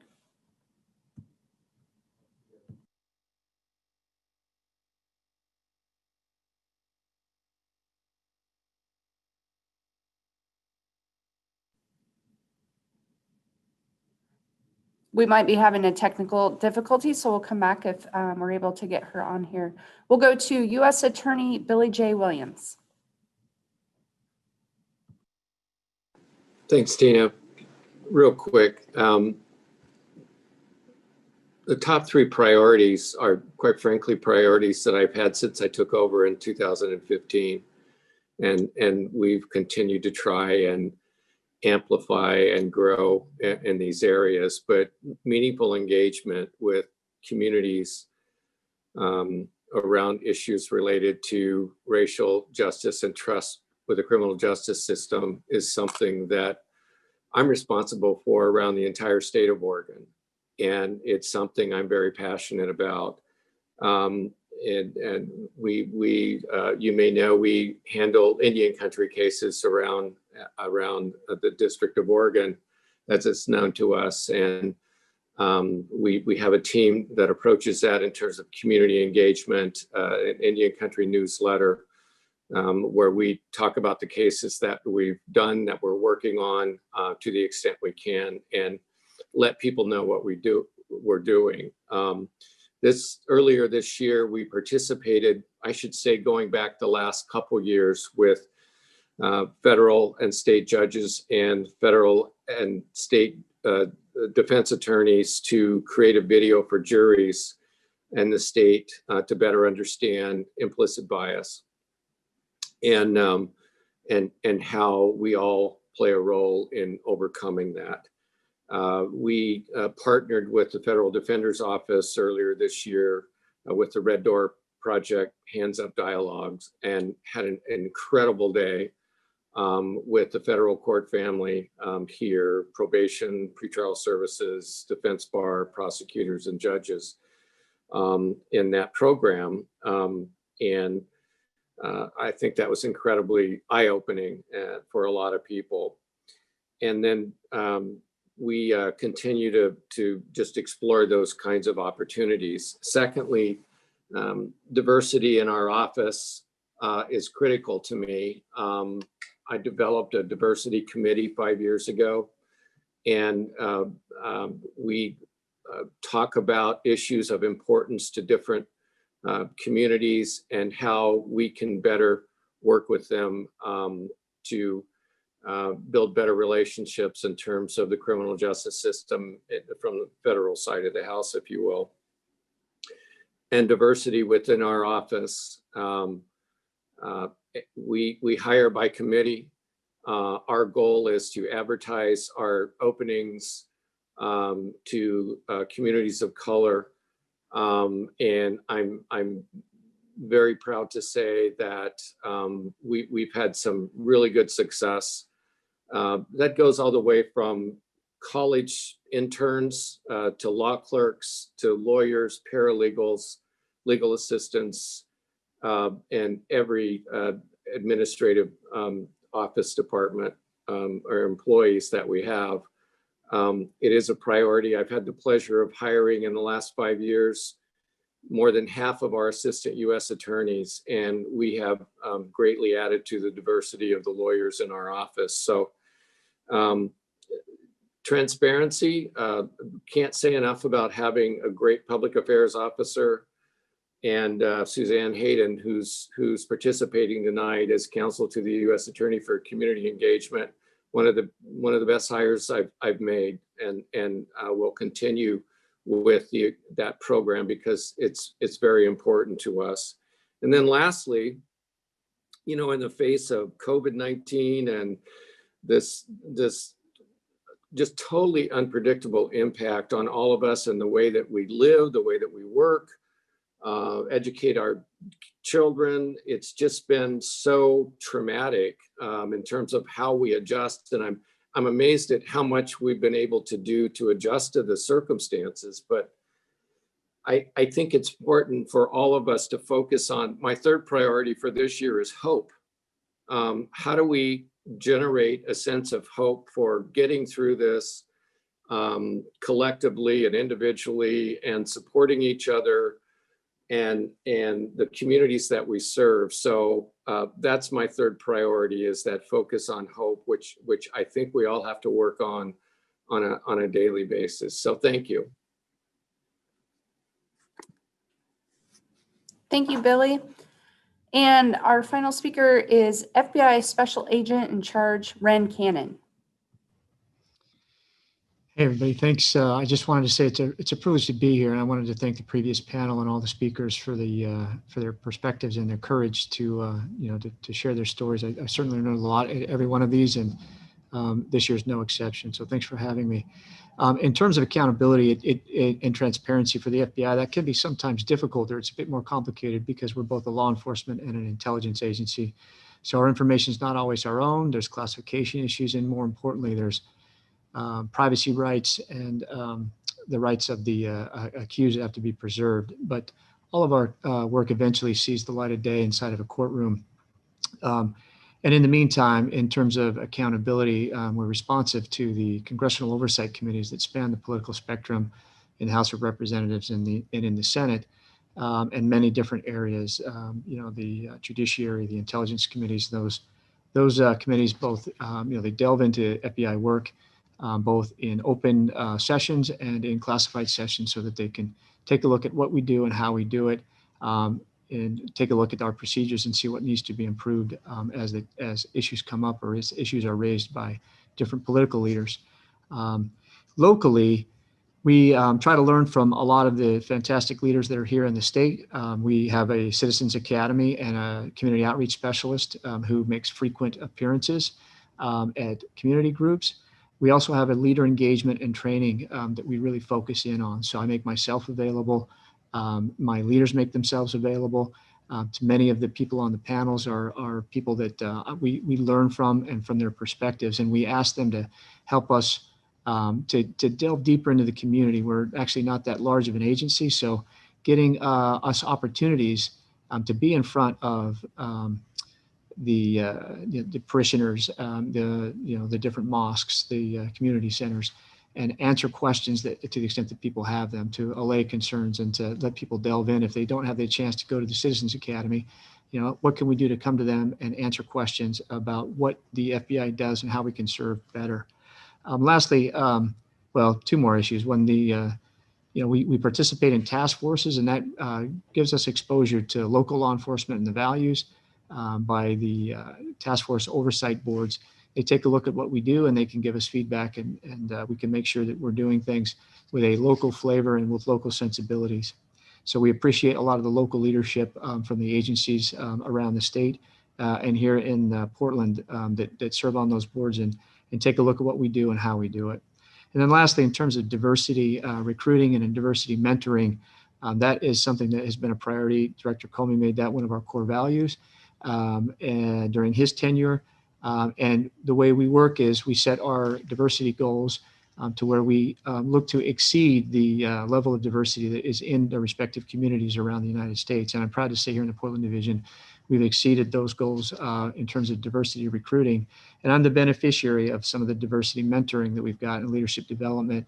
New incoming ASACs, Shohini Sinha and Eliza Odom. I look forward to introducing them to you and having them participate in some of the engagement that we do as we're able to do that a little bit more face-to-face. But as they get on the ground here in the next few months, we'll make sure we get them out into the community so that you can ask them questions and get to know them face-to-face. Thank you. Thank you, Ren. So we are going to jump into some of the questions, and we got a comment in the Q&A box acknowledging the lack of diversity on our panel tonight, and I think that we should start with that. I know for me, I come and I look at the panel, and I'm proud to see that we have a lot of women in leadership positions that we wouldn't have seen even probably 10, 12, 15 years ago, but we are certainly lacking in racial diversity on the panel. And so what we want to talk about is why that is and what our agencies are doing about trying to fix this and diversify. So if the panelists can use the raise their hand function, and I will do my best to try and call on those of you who might want to. So I've got Sheriff Pat Garrett first. Yeah, thank you, Tina. Excellent observation, right on the money. Couldn't agree with you more. Here at the Sheriff's Office, we're a government agency that's trying to catch up with our community who's changing at a faster rate. One of the ways that we do that is to simply provide opportunity. It's about providing that opportunity and then supporting people who have interest in doing different work or being promoted. I have a commander who was born in Cuba. I have a chief deputy who's a female. I have a investigations commander who's a black male. Our only full-time deputy recruiter is a female. So we want to pave the way for diversity within the organization and support folks, empower folks, educate folks that have an interest in taking advantage. But it's not happening as fast as anybody wants it. Totally acknowledge that. Thank you. Thank you, Sheriff. We've got Billy Williams who has a comment. Thanks, Tina, and I appreciate the question and the observation because it's rather obvious. And the question's fantastic. That's addressed by hiring and diversity priorities. All three division leaders in the District of Oregon are women. And within the management team, we have other layers of management. And those positions are occupied by women. And so to change the dynamics of our office, it's why I made it a priority 5 years ago to add diversity in our hiring. And as I explained to each hiring committee, I don't care where somebody went to law school or college. I want diversity, and I want to know people are looking for and are hungry for an opportunity, because I know there are people of color who are lawyers and good lawyers because we have them in our office, and the way that you have a shot at management is having those opportunities to walk through the door. So that's how you change the outlook of the panel on the screen. Thank you. Thank you, Billy. I know we have some panelists who don't have the raise your hand function. So if there was anyone else who wanted to chime in.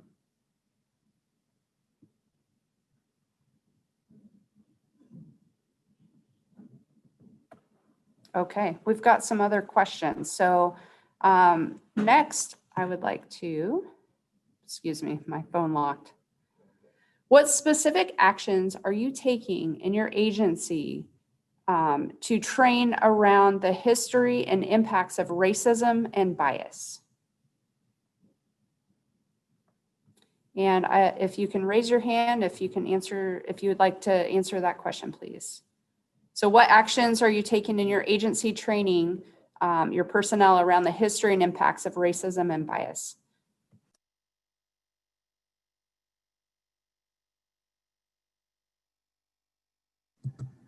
Tina, Sheriff Garrett again. Go ahead, Sheriff. Sorry, I had a mute issue here. No worries. In 2015, we hired an outside contractor to come in and provide our first bias and equity training for all of our staff. And then at the conclusion of that, we had internal staff that said, look, we want to do this. We have diverse staff here. We understand the mission. We need to change, and we want to do that work. And so we sent them to training, happened to be up in Seattle. And then they researched training for over a year, and they rolled it out to the entire organization last year, and they're currently working on an update. Now, what we are doing to kind of up our game in that realm is that we're working with diverse community leaders to bring their voices to our DEI training, either on video or in person, and have a forum of marginalized groups talk about their experiences, and particularly their lived experiences with policing. Thank you. Thank you, Sheriff. Next we have Deputy Chief Davis, and we have Chief Sells, and then Kevin Barton. So Deputy Chief Davis. Thanks, Tina. In the Police Bureau, we have, as I alluded to earlier, we started in, and I'm going to get my years confused, but it was a few years ago, an iterative training program regarding implicit bias. And we started out with just the history of Portland. You know, because we're a large agency, we recruit from all over the United States, just like all major cities do. And so a lot of our employees, myself included, are transplants from other places who don't realize the history of Oregon and Portland when it comes to racial issues and local government.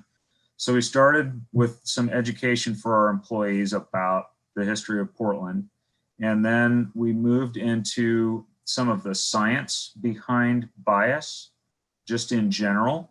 We worked with a professor from Portland State who's done a lot of research in this area to develop this curriculum.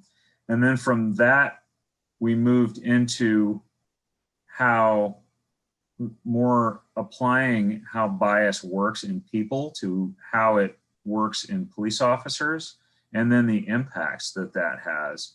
And the idea is to provide our members with, first of all, the understanding of their own biases, and all human beings have them. And for a lot of people, those biases just get programmed into you by the society that you live in. And so we try to train people to recognize their bias and then provide them with some tools to work around those biases so that they don't show up in their work.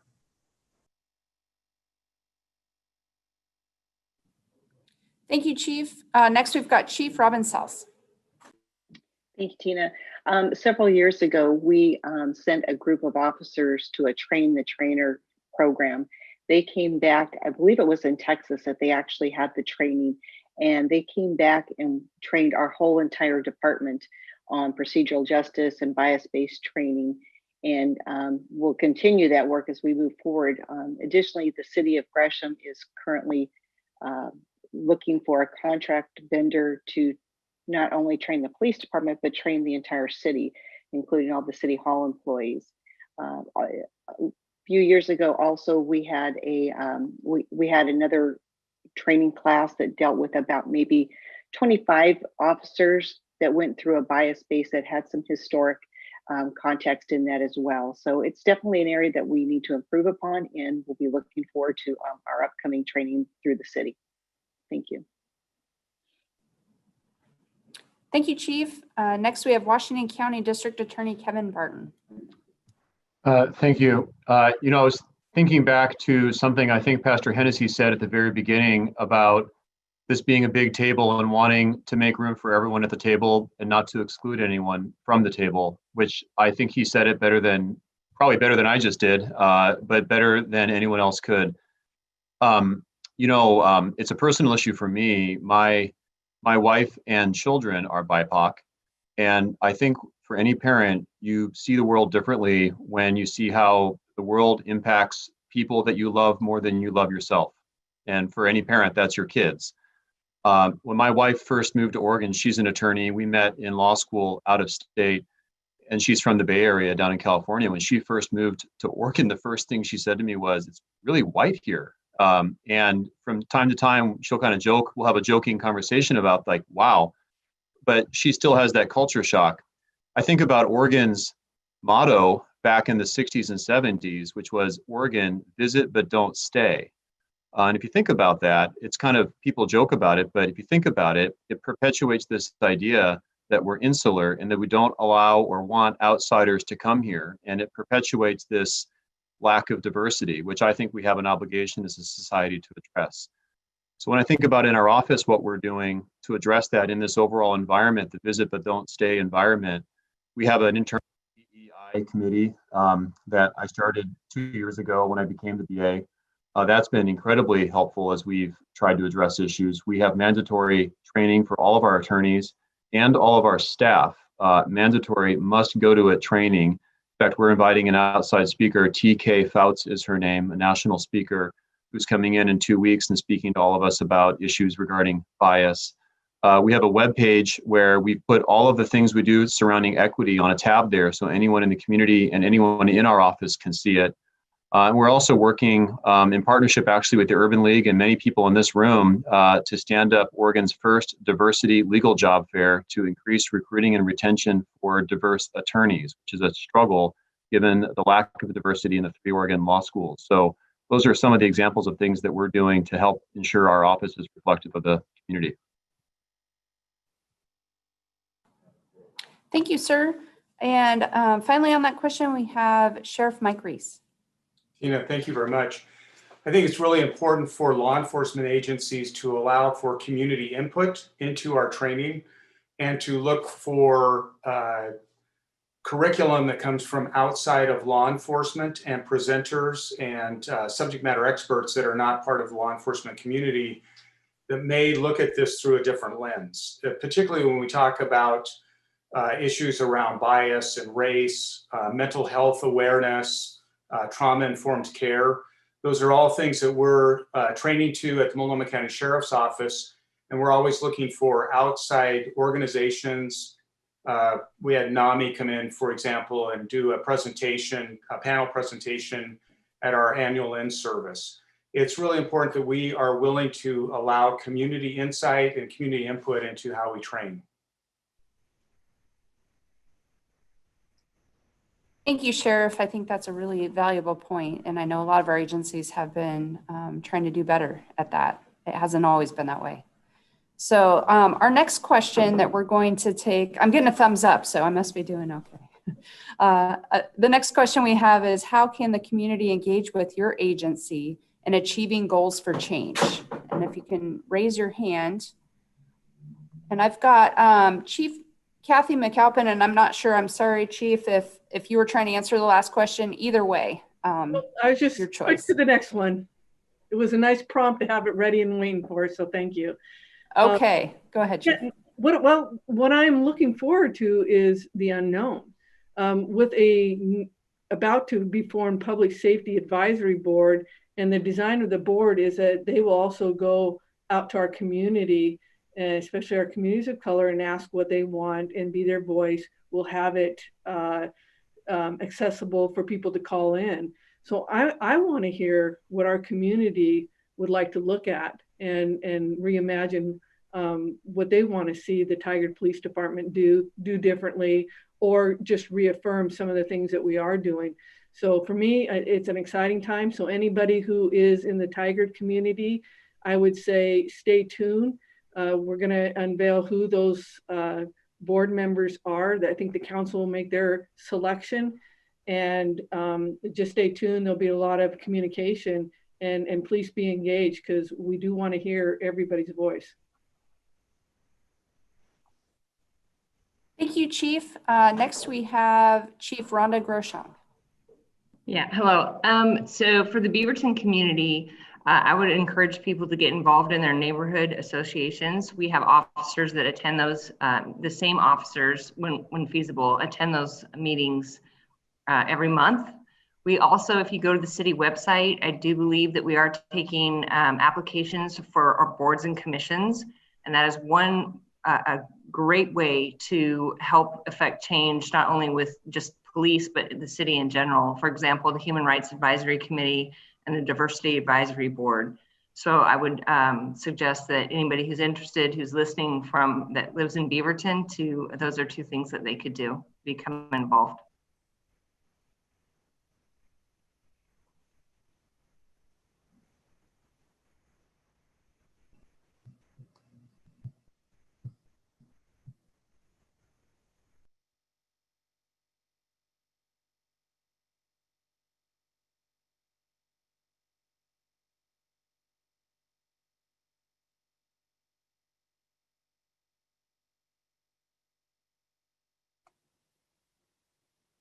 Chris, you might be frozen. You want to speak? Sure. Well, what I would say is to become more involved. First off, here we are. We've got over 100 people who have enough interest in this topic to spend 3 hours with us tonight. I think that's great. And get to know us is the next thing I would say. COVID has put a damper on a lot of the community outreach that as we're used to doing it. But eventually when it's over, come on a ride along, come visit one of our precincts. It's these kind of more formal events are also good, and they're good places for us to engage in dialogue. We certainly have a number of advisory committees in the police bureau that you can get involved in, but sometimes, as I like to say, it's good to go see police officers in their native habitat and go for a ride along for a few hours and get to know some of us. You might be pleasantly surprised, and they'll get a lot out of it too. I'm going to take over for Tina. And is there anyone else who wants to speak on this topic? Mike Reese, go ahead, sir. Thank you so much. I think that's a really great question.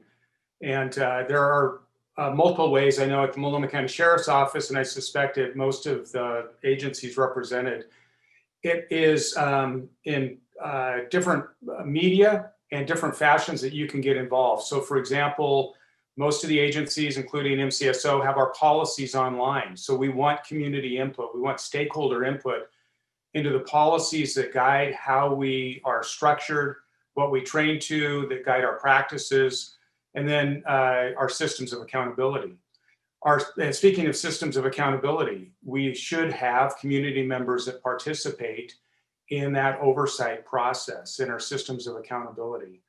Community academies are great. We have one at MCSO that allows for community members to see how police officers are trained and go through that experience and see our facilities. So for example, our jail facilities, which are, it's rare for the community to be invited inside those facilities. That's one way to participate and see those. And finally, I think community oversight boards, whether it's a public safety board that advises a chief or a sheriff, those are really critical in feedback loops that create accountability, but also opportunities for conversation as we build a public safety system here in our community that we can all be proud of. Thank you, Sheriff. I think we have time for one more answer. Chief Coleman, did you want to speak to that? And then we'll close. Yeah, I'll do it quickly. I think I'm maybe the one without the raise your hand feature, so just do it literally. I agree with everything that's been said. There are a lot of historically existing mechanisms like citizens academies. I would like to tie into what some of the other leaders said earlier about some of the training they're considering. And one theme I've noticed in a lot of that training is that it features community involvement, and it features meeting, receiving the training at the same time and in conjunction with and in collaboration with. So I know Hillsborough, and I imagine most entities still are collecting comments from the public. So I would encourage people to ask to be involved and be considered for those positions when they become available. And I think that would help on both sides. And even, and one last point, it doesn't always have to be law enforcement sponsored training and collaboration.